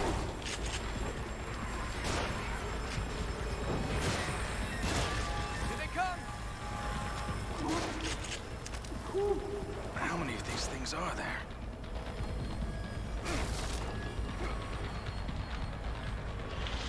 Nope, don't do that.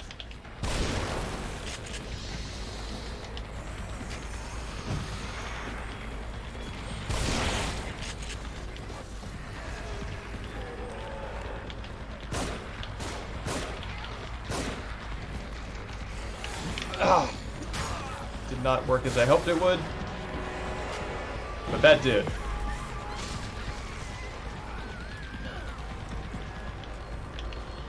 This is getting tough.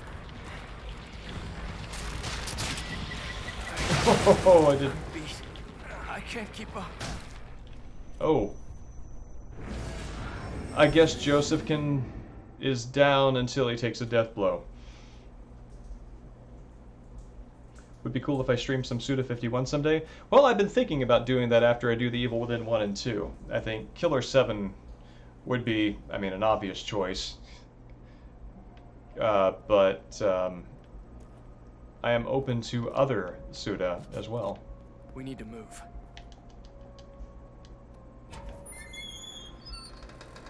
Alright.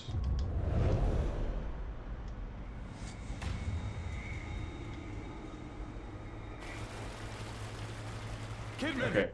All that water rushing is making me need to answer the call. I'll be right back.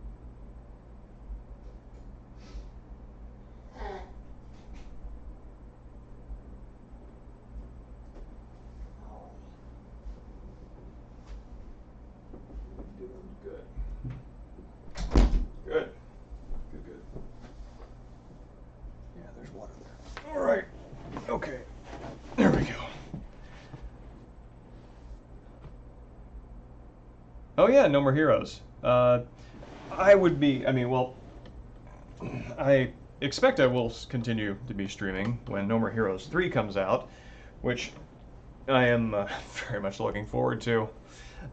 So when that comes out, after I do a private playthrough, I'm definitely going to put that up on here for sure. And yeah, I did that video interview essay thing of No More Heroes, which I feel might say everything I need to say on that, but it's also just fun to play with everybody. So online, and I feel like that's good. I could do that here too. All right. Get me out of this! I am now immune to the Wait a sound minute. effects of water. It's another trap. Look.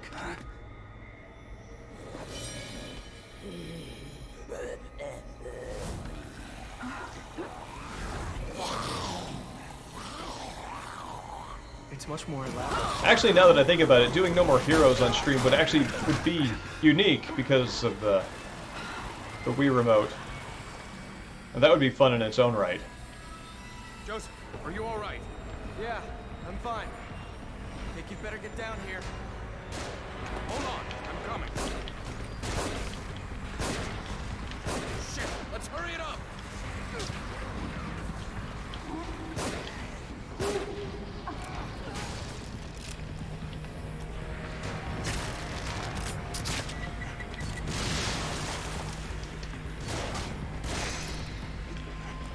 Here they come.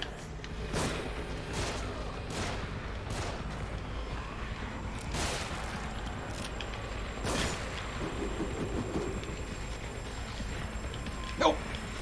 Do you have any first aid? Oh no, I'm running out of stamina. That's right. No, no, no, no! Don't do it! Don't do it!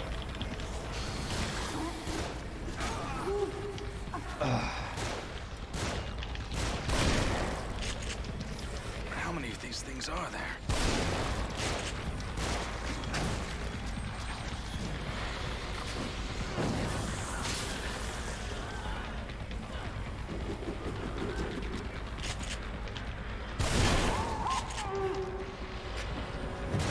I can't believe I didn't catch him. There we go. I'm beat. I can't keep up.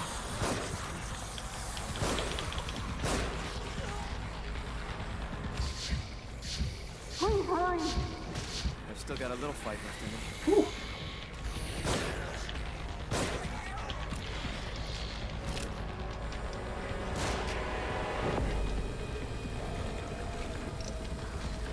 I sorely need to refill ammo.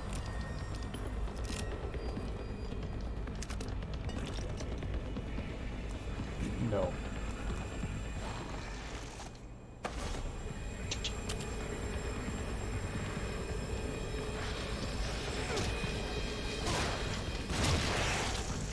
Oh wow! I didn't know that Watch out! They've got dynamite. punching would be effective.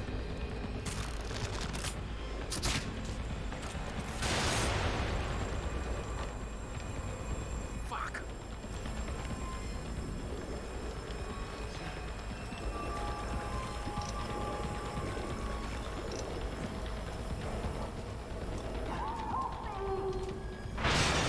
Sebastian, they're above us.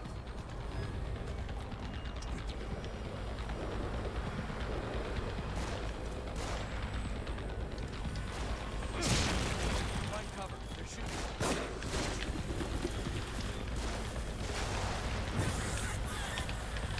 Come on! Ooh.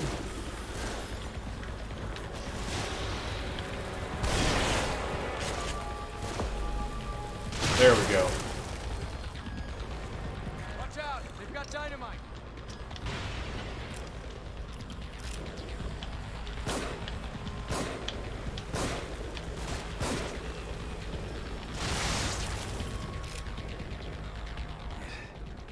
Is that?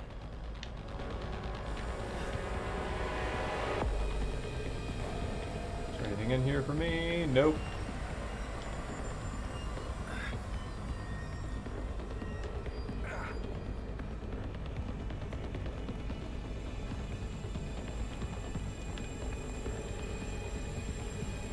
Yes.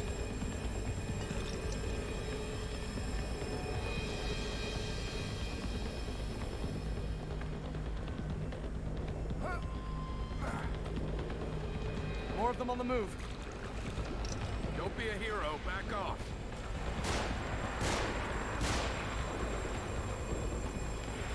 You first.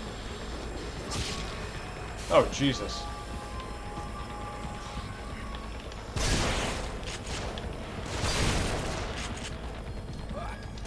Oh, missed that opportunity to set him on fire.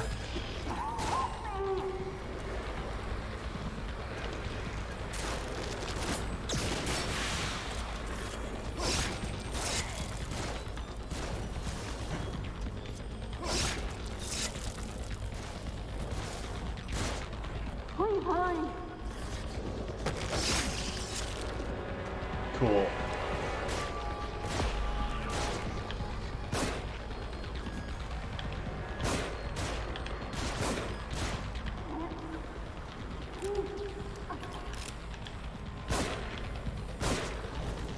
Watch out! They've got dynamite. Well, I thought it's not paying off.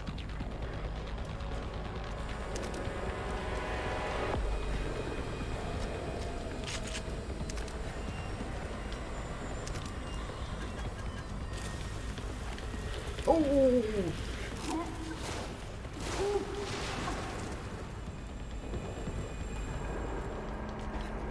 Kidman needs help. Damn it. That was close. You'd better come have a look at this.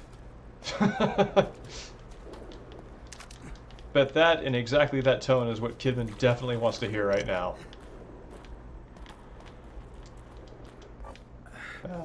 As is Sebastian's complete ease at wandering around looking for replenishments. I can't get the thing open. I think there's another control panel around here. We're running out of time. Where do these cables go? I'll go. Tell me what to do.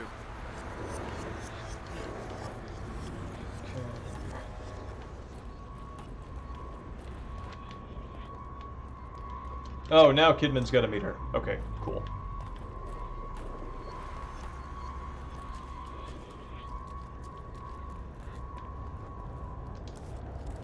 We need to move.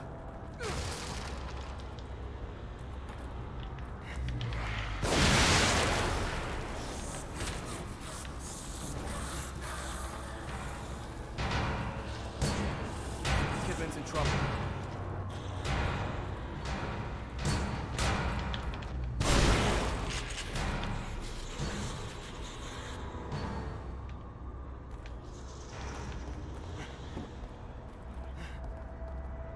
Look at the control panel. It's got the same kind of dials, right? Yeah, a top one and a bottom one. Set the upper dial to 22 and the lower dial to 5.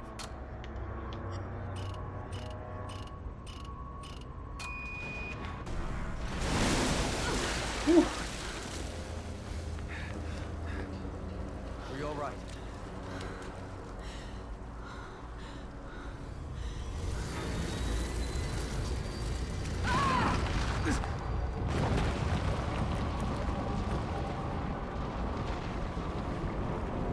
Joseph! Kidman! Well, great. There go my friends. Oh, thank you, Dream Bomb. I appreciate that. And,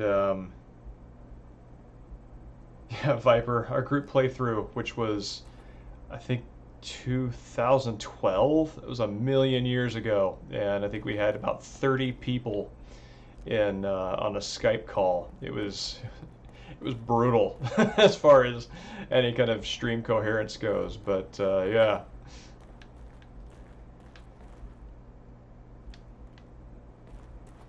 Is anybody else down here? Don't think so. And yeah, Dream Bomb, player-character relationship is, as a player, is something that interests me very much in terms of, you know, big question. I think anything artistically aspirational needs to answer is, how does this affect me? And video games are in a unique position to have a very direct answer to that. And the ability to elaborate upon that meaningfully with a player-character relationship that's intriguing and nuanced is a feather in the medium's cap. Which is not to say I think it's required for a game to be good, enjoyable, meaningful, whatever. But it's one way that I look for. Hang on, I'm coming. As soon as I figure scavenging this area.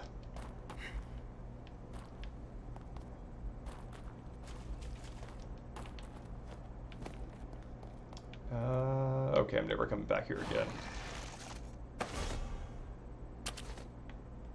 I love the design of these syringes. It makes me wonder what different formulas are in each of those two halves.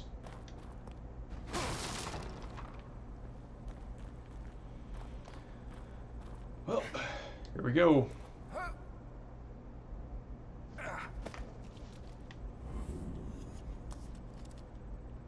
Where'd they go?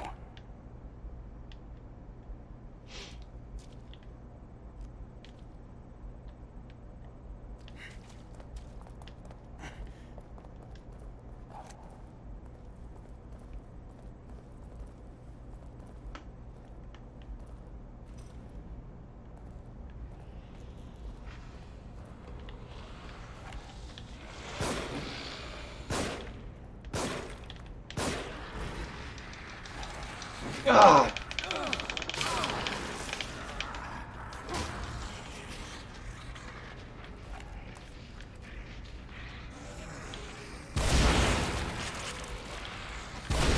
Kind of look like Richard Dawkins.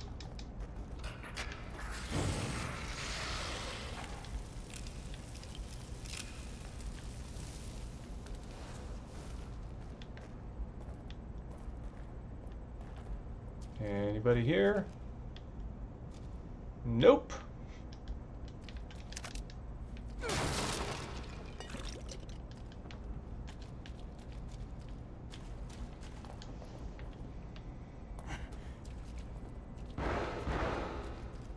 Joseph! I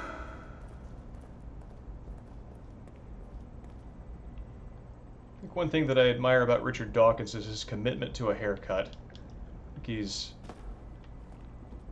had the same Carl Sagan light haircut for as long as I can remember. Kidman, you there?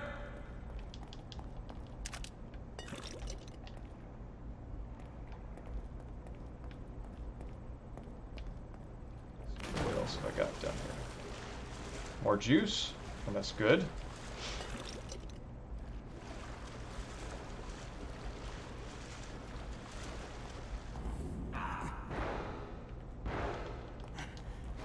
Probably this is relevant, says Sebastian, as his friends are fighting for their lives. The style delusion. Hang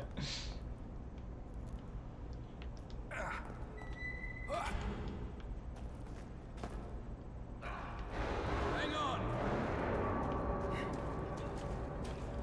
Well, we're all raised in our various traditions to think that there are a variety of acceptable hairstyles in this life, but in reality, the no style is the only.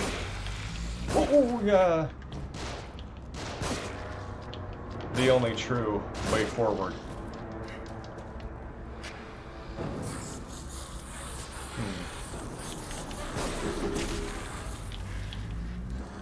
There we go.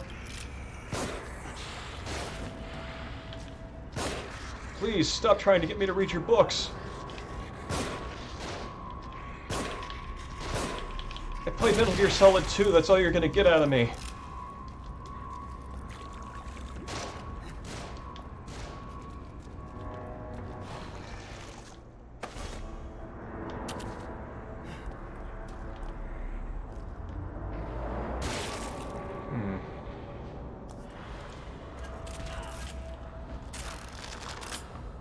Oh.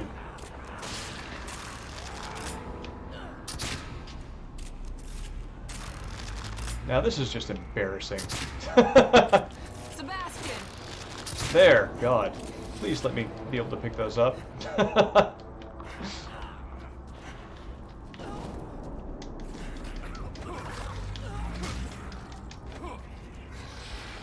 Oh, he's still alive. Cool.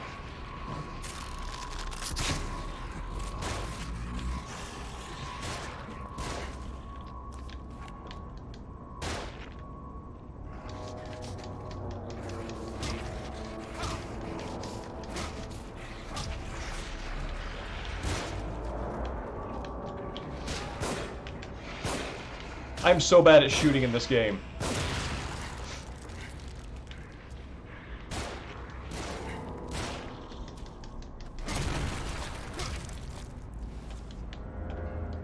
Are you guys all right? Come on, Kidman. I'm gonna start charging in mission. Just a few bumps, we're fine.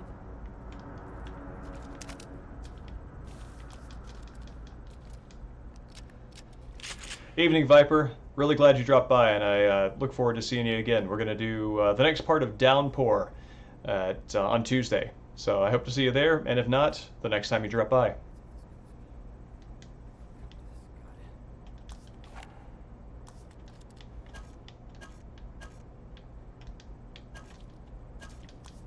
No, that's not that. If you hadn't come along.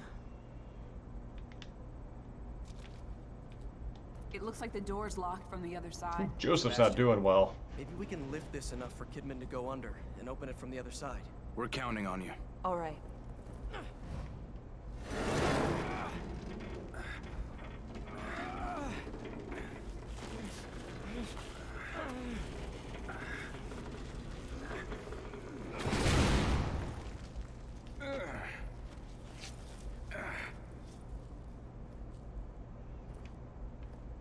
Let's get going.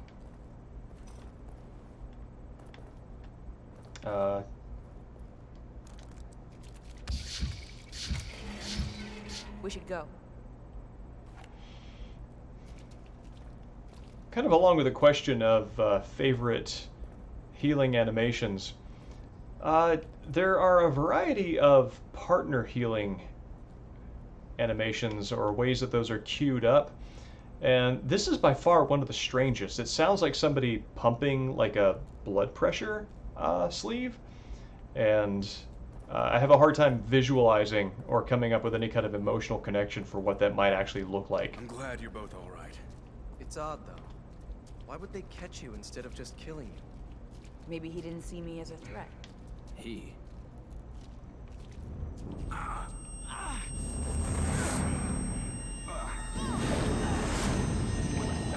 And there's Laura.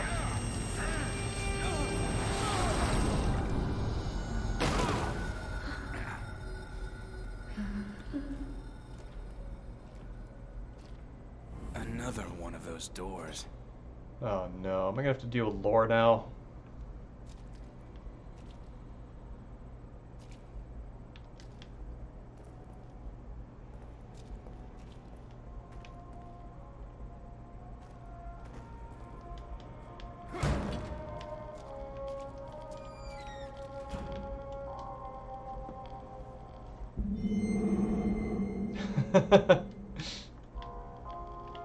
Ah, okay. This is a very jaunty mannequin.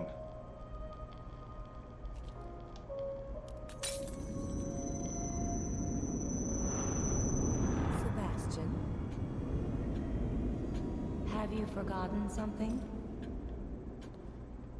I like that her greetings to you when you return are you just like showing up at random places as though you've been wandering around without really being aware of it. So you're just now sort of reassociating with yourself in the facility. Yeah, and this would be an instance of, looks like they are broadcasting the missing mental hospital patients as having escaped rather than having been plugged into this giant machine and sort of had their consciousness juiced out of them.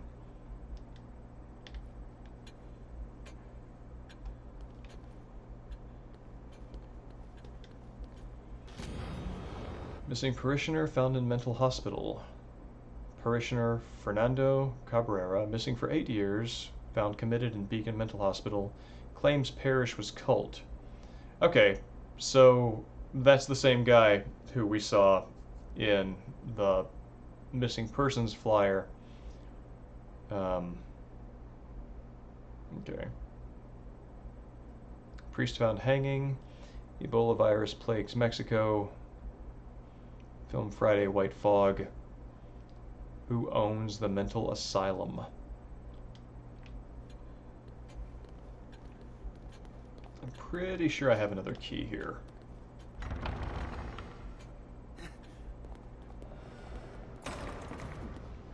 I do. Great.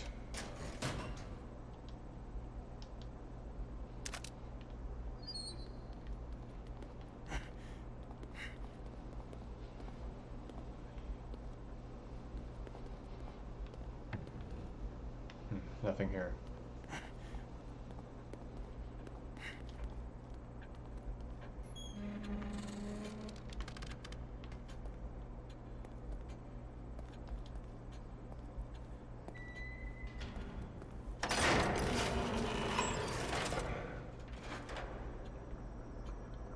All right.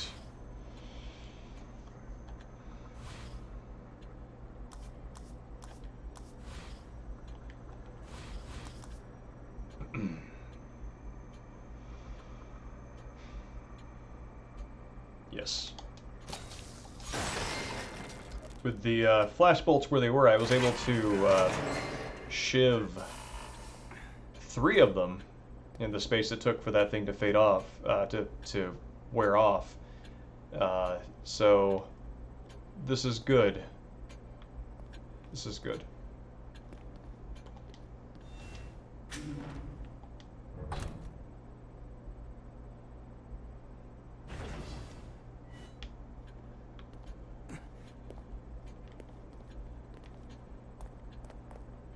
Nothing there.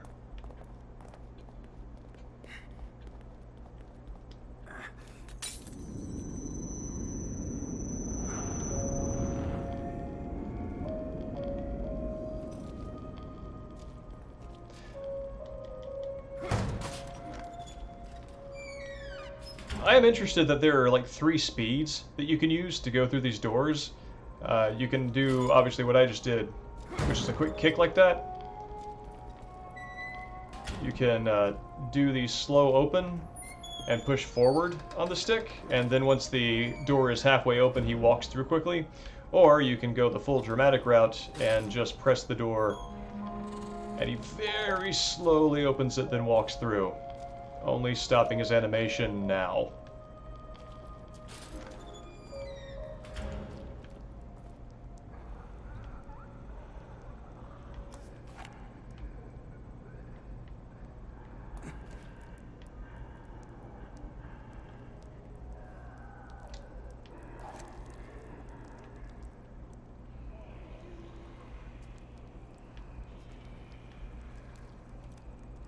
Can I disarm? Yes, I can.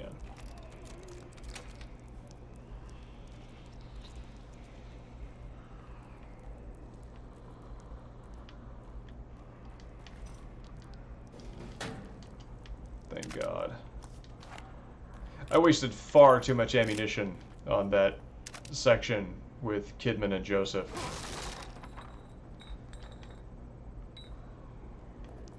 What is down here? Sebastian is a master of door opening, and he uses his whole variety of techniques as the situation demands.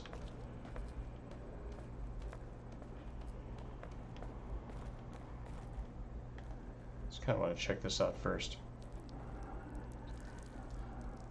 Little details in design like that often don't get noticed. Yeah, I agree. Those are the things that I like to play around with and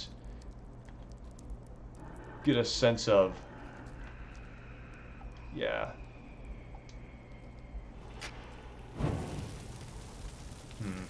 That might have been a good obstacle for taking care of a lot of enemies quickly.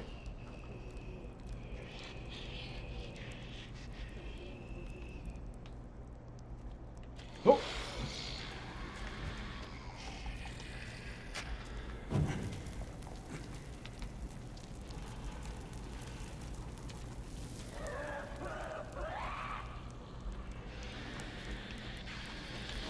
Yo.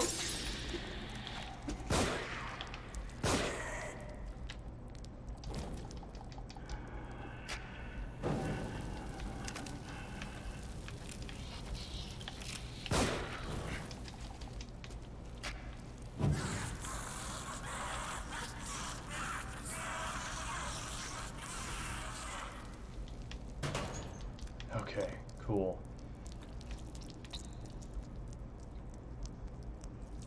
Door opening variety score 10 out of 10. Yes, that's an old metric I haven't seen in quite some time. I want to know which of these two ways is the right way so I can do the exploration way first. And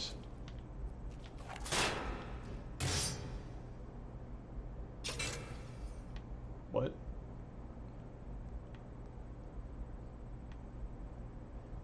Did I trip a wire?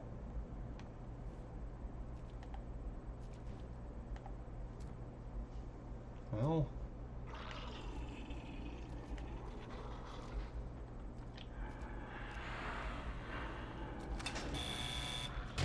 okay.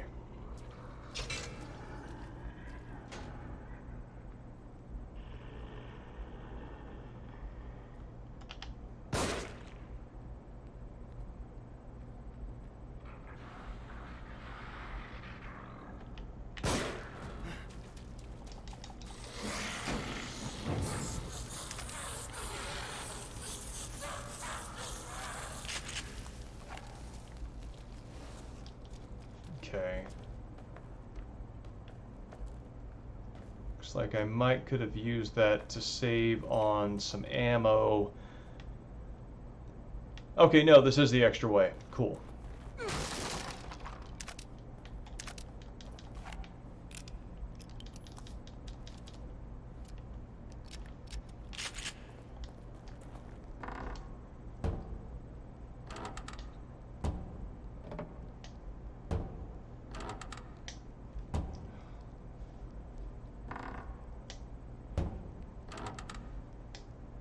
Thank God.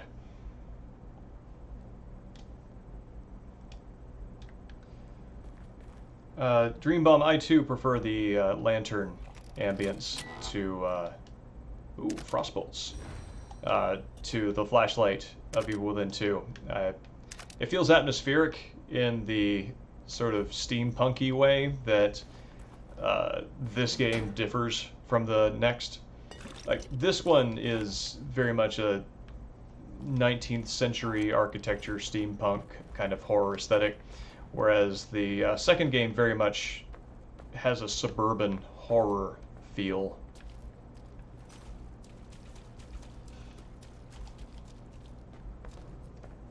Evening, Mexican Sting. It's good to see you back.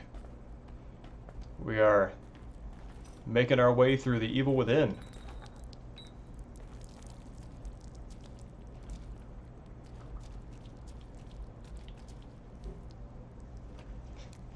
Good. I'm glad you revel in your return, as do we all. Oh, that's... okay. Well... fine, I can live with that.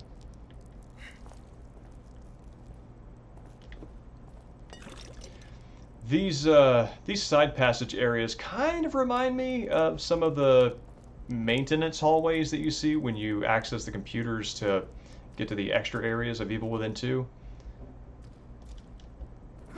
There's something about their layout that feels familiar in this regard. Oh, damn it. This is going to be Laura, isn't it?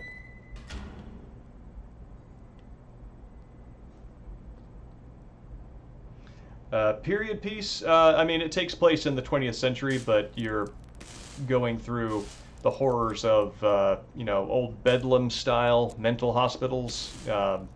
So, places like hydrotherapy and shock treatment and stuff like that, all the sort of wax figure Chamber of Horrors style of mental institutions. And that's the aesthetic that a lot of this place has. And so it's not period, but it borrows the aesthetic of the period.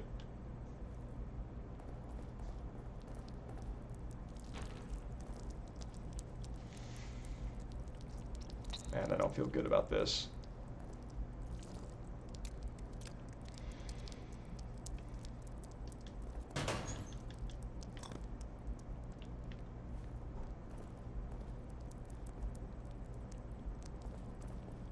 Jesus Christ.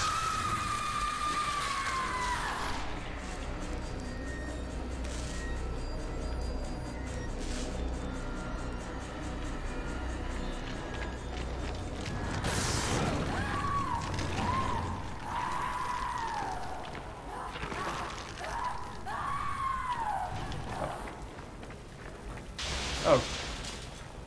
Fire seems Okay. Alright, that scared her off. Here.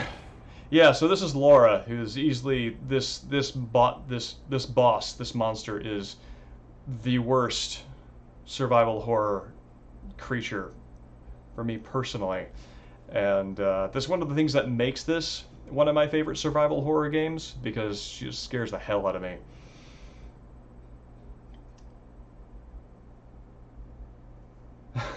Yeah, Laura's pretty awful. Yeah, the marrow areas. Thank you, Dream Bomb. That's what they're called.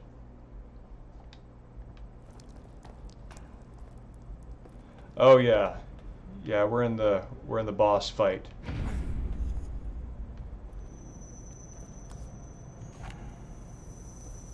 Okay. Can do this.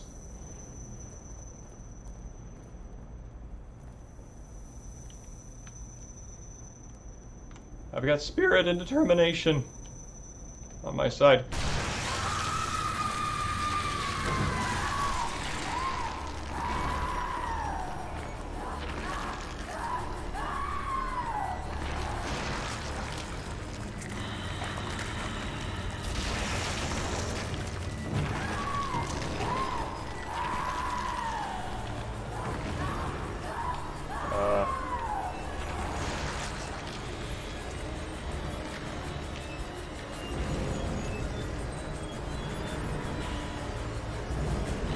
Oh God, she's up there. No, no, no, no, no, no, no!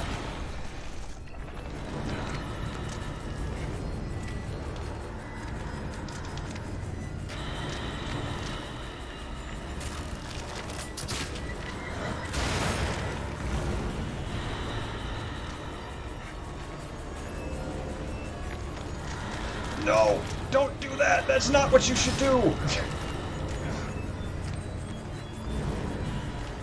Okay, you know what? Let's just go.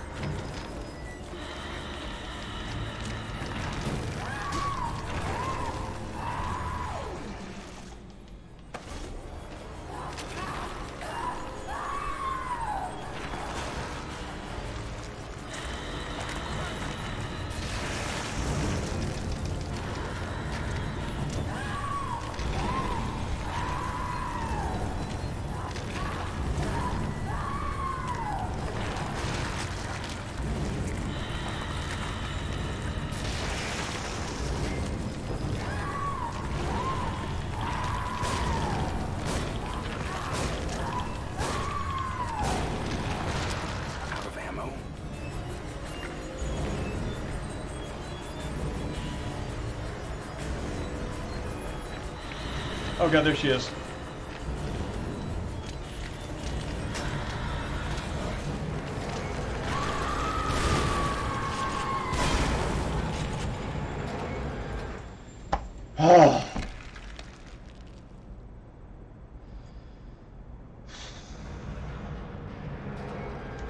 Alright. Today I've conquered my fears.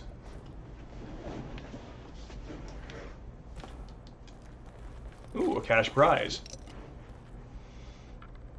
Okay. Catch up on the thing here.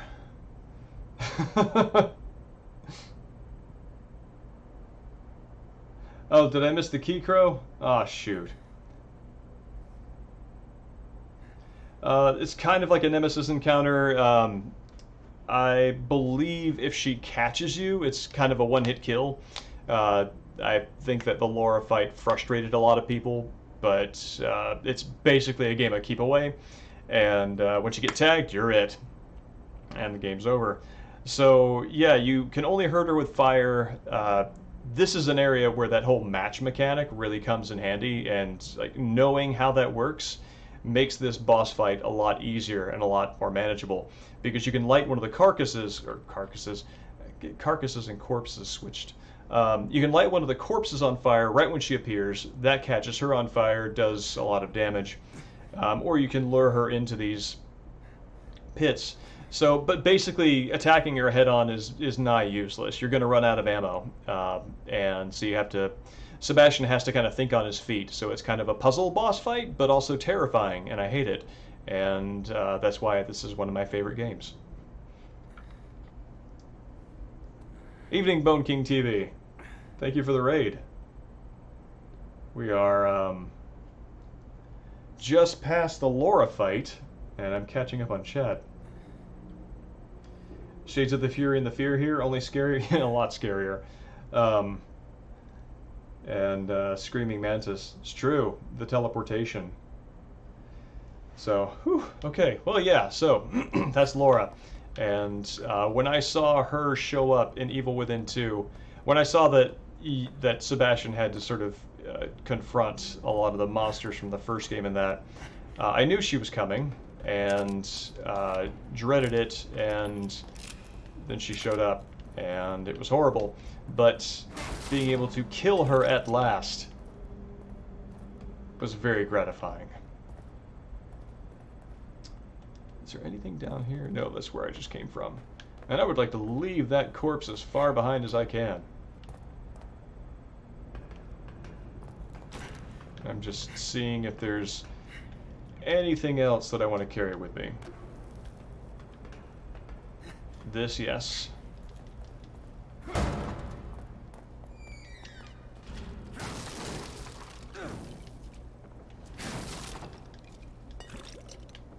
It's this weird dreamscape where bodies are more flammable than dry wood.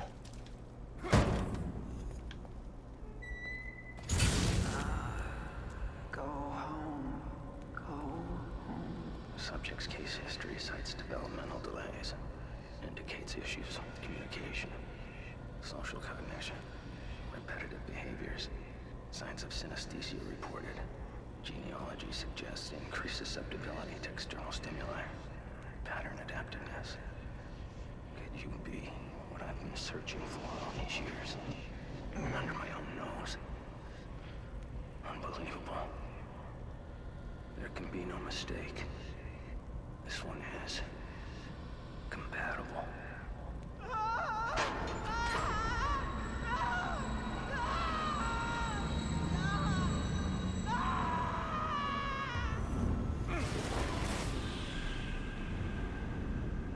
Ah, yes. The giant nowhere brain.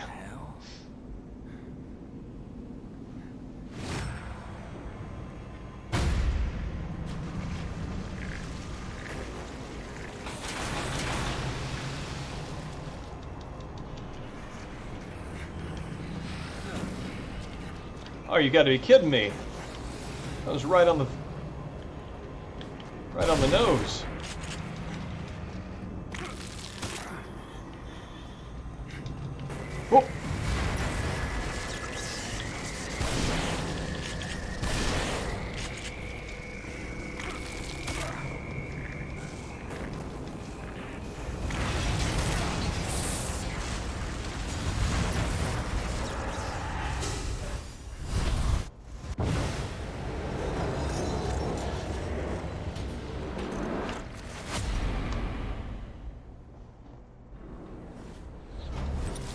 right.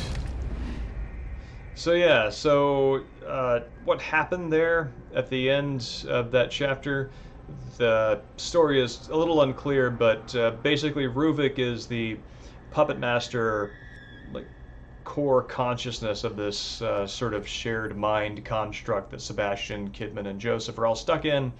And Leslie is a patient at Beacon Mental Hospital that Ruvik sees as a vessel into which he can pour his consciousness. Um, so that's what that whole compatibility talk is about. Leslie's got this sort of shunt in the back of his head that connects him to that machine, and Ruvik hopes to use that as a way of marching forth into the world with a new body, new identity, etc. Serial killer among us kind of thing. And yes, that is a real big brain.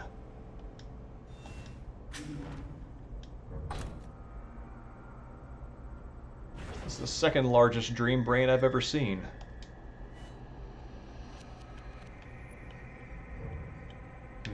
There we go.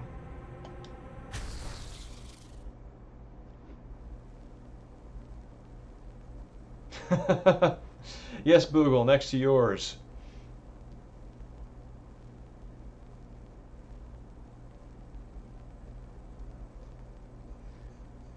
I mean, the first biggest is really whoever shows up to claim it first, right? So that's Boogle.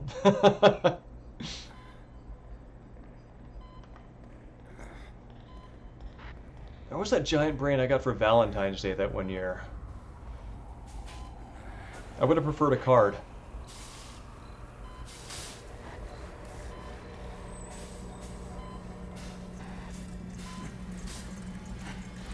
Oh, this is particularly effective on me because I don't like things touching my eyes.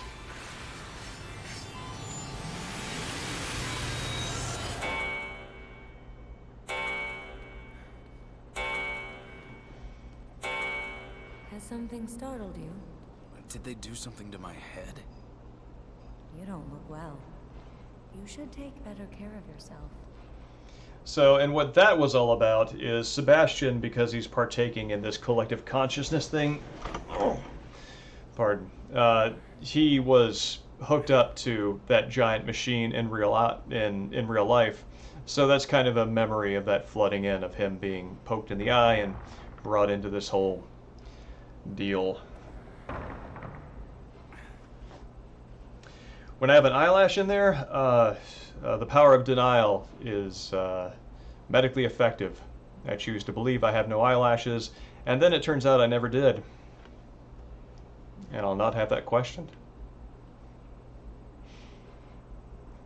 Evening, Swayart. It's good to see you. Welcome to the stream. Andros did have a nice brain. Hobgoblin, yeah, I think that this is one of my favorite survival horror games, and I think that it's worth going through and experiencing on your own because yeah, it's good. Do I have a key? Can I get anything? Is anything left for Sebastian? Are all the boxes, Cracker Jacks, devoid of toys? This is indeed a dark landscape. Big on horror films? No, as a matter of fact. I like survival horror games and horror games within a particular range, but I can't really do films. I think it's thought long and hard about this, and I think it has to do with the amount of control that I have over the situation. Even if the player's position is supposed to be helpless or weak and defenseless, that's still something. And that goes a long way toward making the experience tolerable for me. Yeah, no, I can't watch horror movies. They upset me and give me nightmares. Like a child. And yes, Swayard, I like Silent Hill a lot. As a matter of fact, if you follow this Twitch stream on Tuesday, I am playing through Silent Hill Downpour. We're doing a blind playthrough of that, and we're on part 6, about 50% through.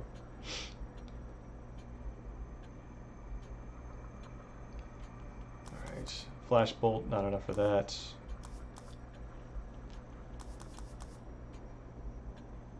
Yes.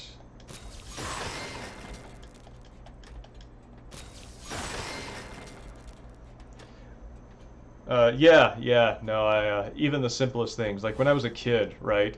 I saw Troll. I know that Troll 2 is has a legendary status of being legendarily bad, and it is. It's it's below B movie.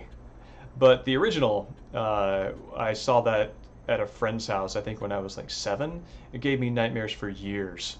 And going back and rewatching it, I mean, the production values are, you know, what you would expect for a B horror movie. But still, it's effective. And as visual fidelity and gore increases, the more that continues to impact me on that level as an adult. So I just don't get into it. The Wii Silent Hill game is Silent Hill Shattered Memories, which I actually did a stream playthrough of, I want to say a couple of months ago.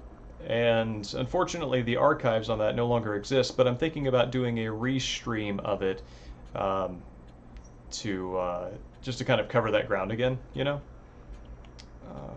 There we go.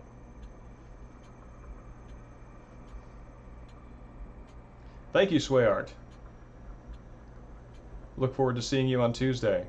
And Downpour is better than it is its reputation. I feel it has some very effective set pieces and some genuinely inspired horror moments that that I feel recommend it higher than the reviews it had upon release. Stab. So yeah, I'm enjoying it greatly, and am actually an advocate for the game.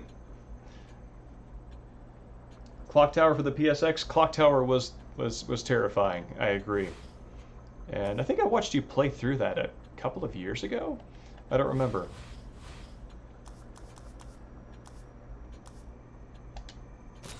Oh wait, no, none of that.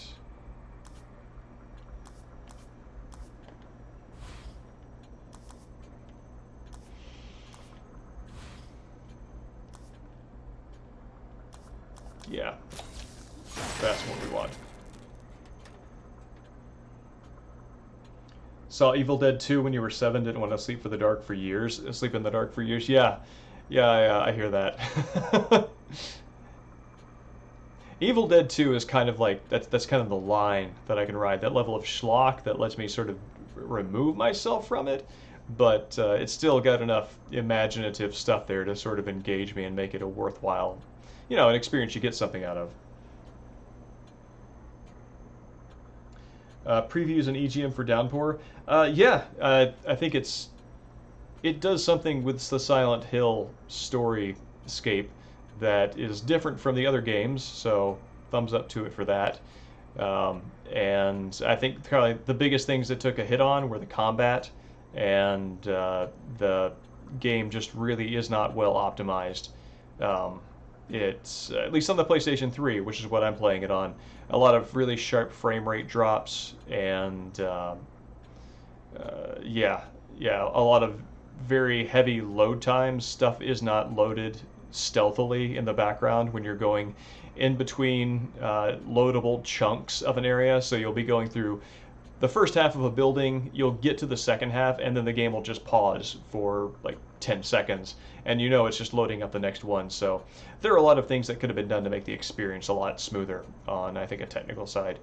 But just in terms of concept and execution and some of the horror set pieces, it's a solid entry.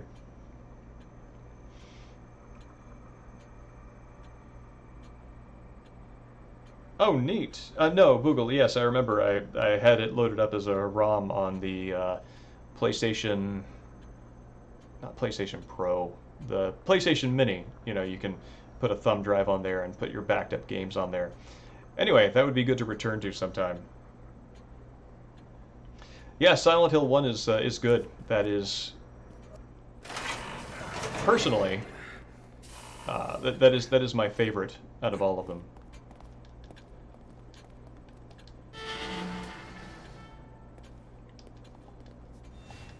it does a lot of creepy, dreamlike, transitional stuff like Evil Within 1 does.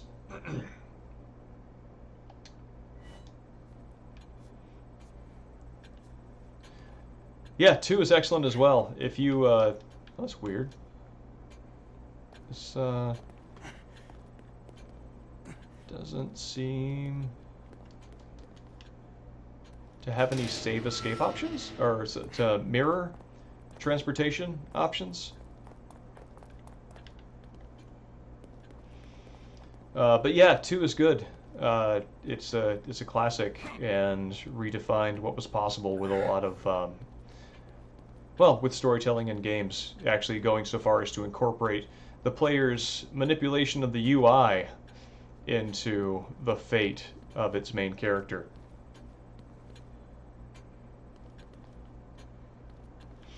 Dreambound, I agree. I feel like the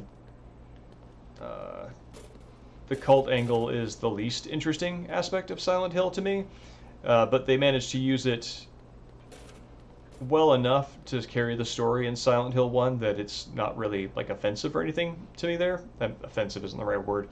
It's not intrusive, I should say. But yeah, in Silent Hill 3, it's a little too close for that to be interesting. Silent Hill 4, it's core to the plot, and but they use it well in a way that I think is kind of interesting. But yeah, beyond that, the sort of personal hellscape psychological dimension I think is more interesting.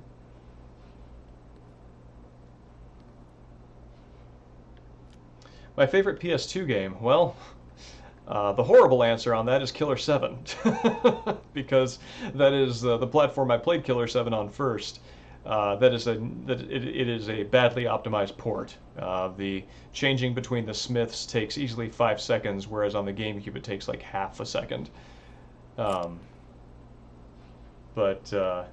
Yeah, other than that, I mean, just there are a lot of favorites. God Hand, I mean, God Hand is my favorite brawler on the system. Silent Hill 2. What was the? Yeah, Silent Hill 2 probably favorite horror game on that. Yeah, it's it just covers the PlayStation 2 generation. Just had so many gems in it. And this is a very good moment. So this right here, this little safe, you'll notice the combination locks are the same ones that we manipulated when we solved the puzzle to free Kidman. So it's got the large one on the top and the small one on the bottom. And this is also the safe that comes up in the enemy design of, I don't remember what his name is, but he's our Pyramid Head in this game. And this is a great cinematic moment.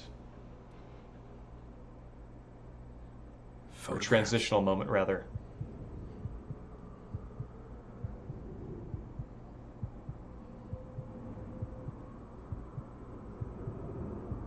A church.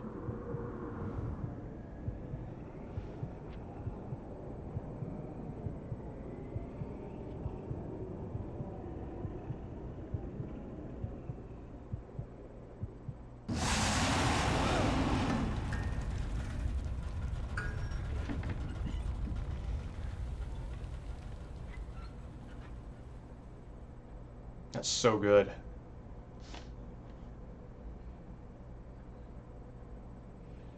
The Way of the Samurai games? No, I have never played any of those.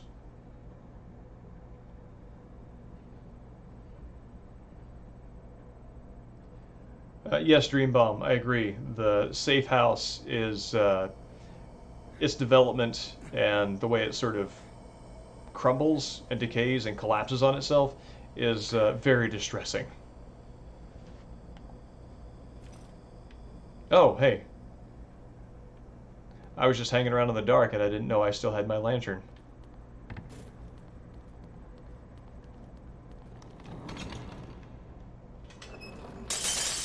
What was that sound?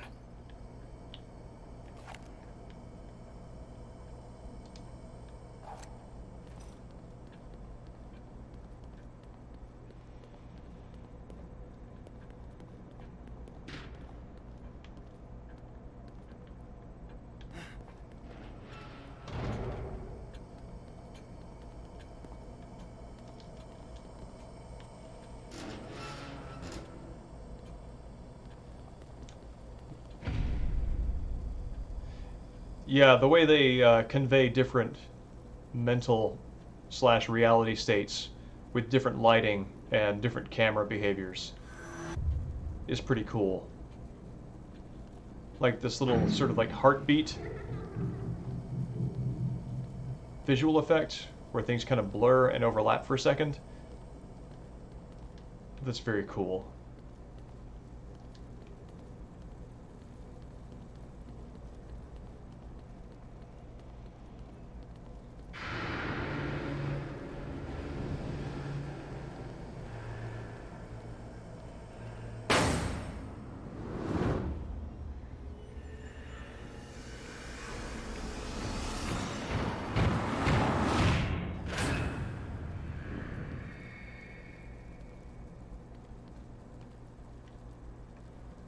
Keeper, that's his name. His name is the Keeper.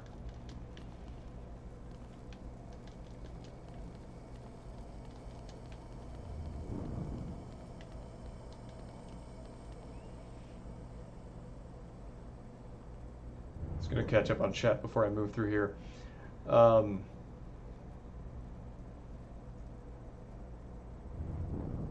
Way of the Samurai games are amazing. Ah, I'll check them out. They'd never even hit my radar on the PS2 era. Oh man, Kingdom Hearts 2. Yeah, I remember playing that too.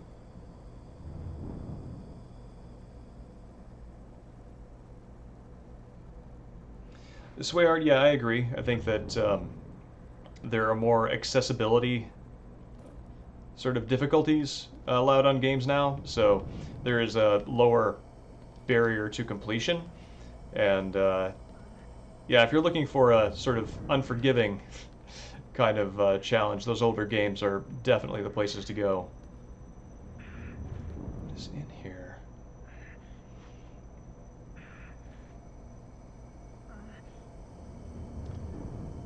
And Dreambound, I agree. I think as long as games kind of know what to show and what not to, I think that the horror gaming will do well. Oh, there's Leslie again. Leslie?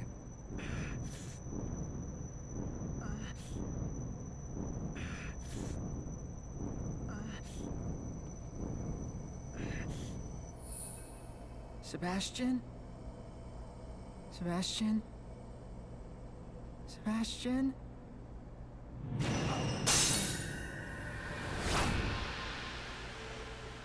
That's really cool.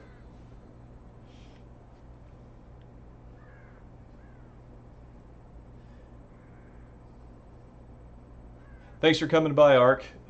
You're actually pretty close to the end of the stream. I'm going to go for a little while longer here, but thank you for coming out, and I hope to see you on Tuesday. And yes, Viper, still going.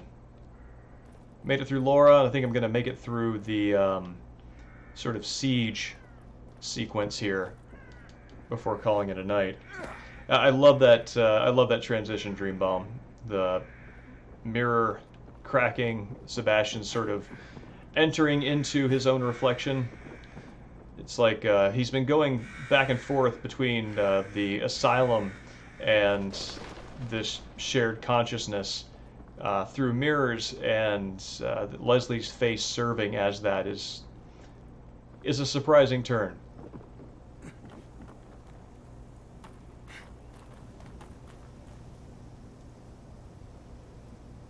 Retroactive Twin Peaks reference?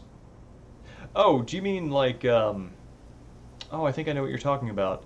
Like from season 3, right? There's something like that in season 3? Is it like something involving Diane's face? Losing grip on ourselves. Places to photographs. Yeah. Oh, I forgot about that. That's good stuff.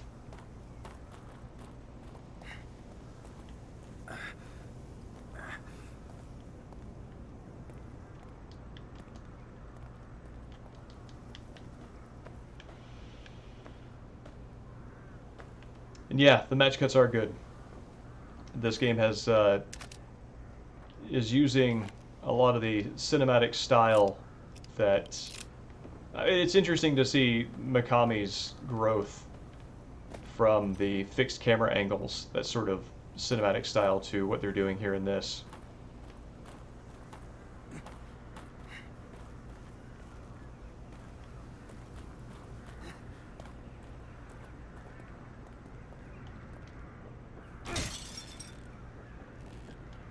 Sorry, friend. Don't mind me.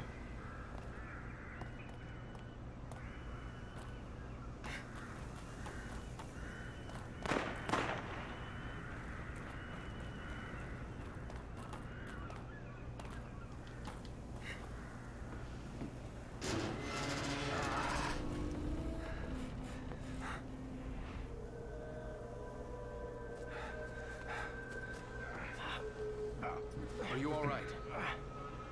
My head wouldn't stop buzzing.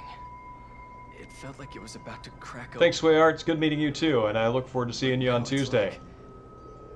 Have a good night. To get used to it. You seen Kidman? No. Next thing I knew, I was here. I must have blacked out, or maybe I turned again.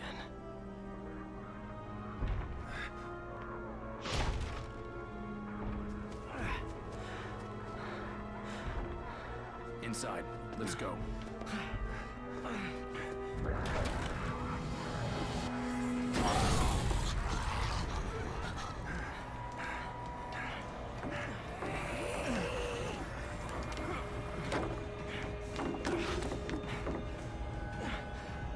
Another one?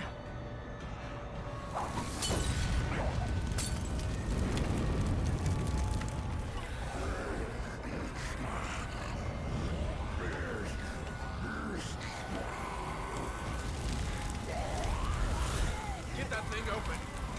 I'm working on it. Just give me a little time. Shit. Oh! Oh, I didn't think that was going to happen. Sorry, Joseph.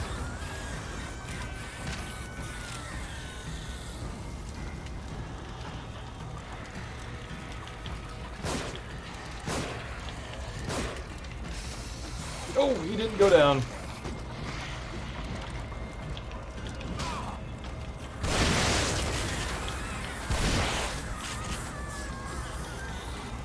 Can't hold them off much longer. Another moment. Just keep me covered. Oh, you gotta be kidding me.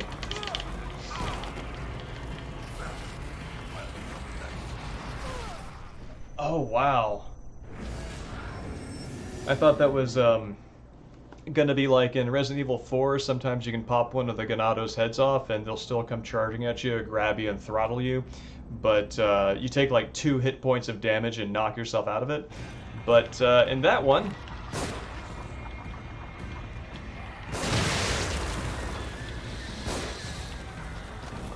it sustained.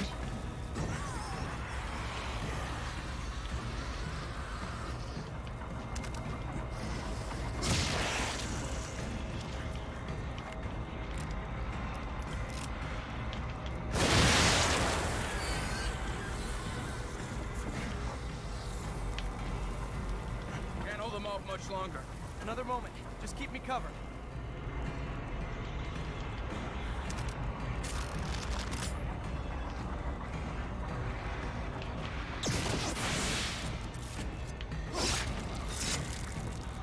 See if I can shoot the big guy.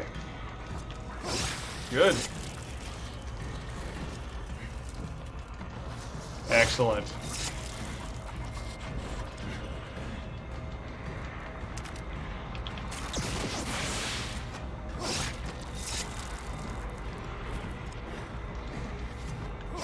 See if I can set you on fire.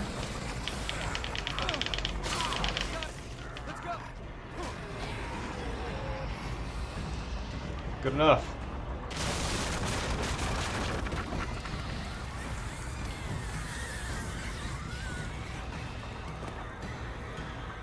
You know, now that you mention it, it does have a Josh Keaton feel to it. Oh boy.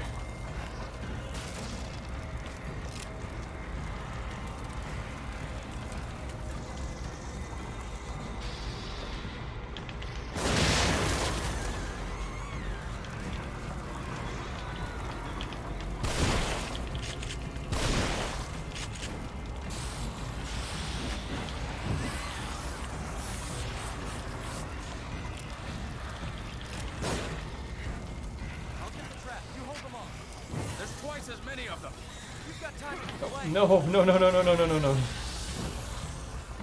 Alright, this is gonna hurt all of us. But I'm game. Oh, alright, I came out of it alright.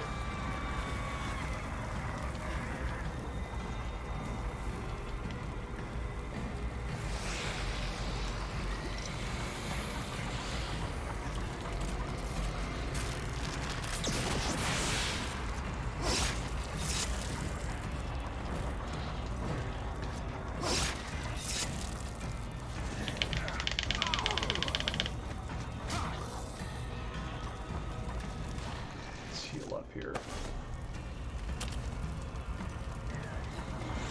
Oh!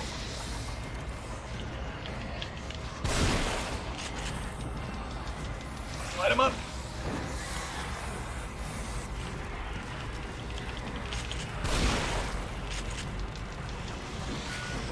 Oh, Jesus. Faster, let's go. Looks like we're out. Oh, man. Whew. That's tense. I love it. Let's rest for a minute. We can't keep going at this pace. I think we've got to get out of this place as fast as we can.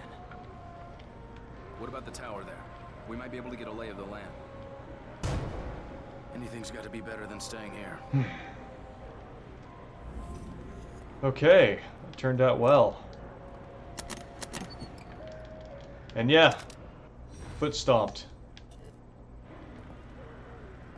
And I think this is probably a pretty good time to call it for the night. I've been going for about 3.5 hours, and I think it's time for me to grab some dinner before I head to bed. How much longer am I needed? That's so cool. He snaps out of it looking at the photographs, which is the whole thing that started that whole sequence, so it kind of implies that it's sort of wrapped up in that moment, that maybe he just sort of dissociated, and that's what happened. So good. Big dinner is leftovers turned into nachos, which is one of the things you can do with several things discreetly saved up in Tupperware containers.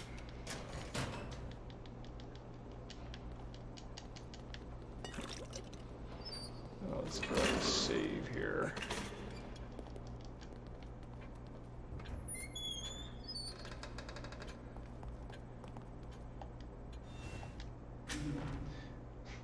I do like the fact that Sebastian is running around from the nurse's point of view, dissociating, then resociating, and, you know, generally being incoherent and inconsistent, and he's also running around with a shotgun, and she's fine with that.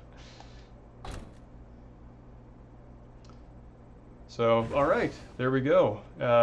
Hey, I recommend nachos. They are food of the gods. And, yeah, anyway, thank you all for coming out. Oh, low battery. Mexican Sting, it's good to see you out again. And if you come by on Tuesday, we're going to be doing Silent Hill Downpour, as I mentioned to Sway Art. Silent Hill Downpour Part 6, I think. It's kind of a blind playthrough, so we're not trucking through on it or anything. And again, Saturday, next weekend, we're going to be doing Part 3 of Evil Within. So, yeah.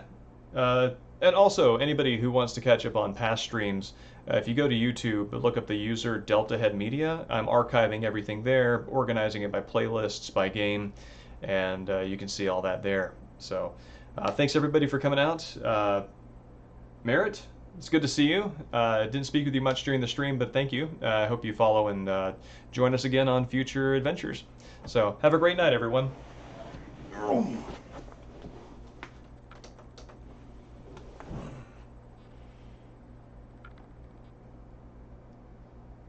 See, there we go. Oh wow, headphone hair, something fierce.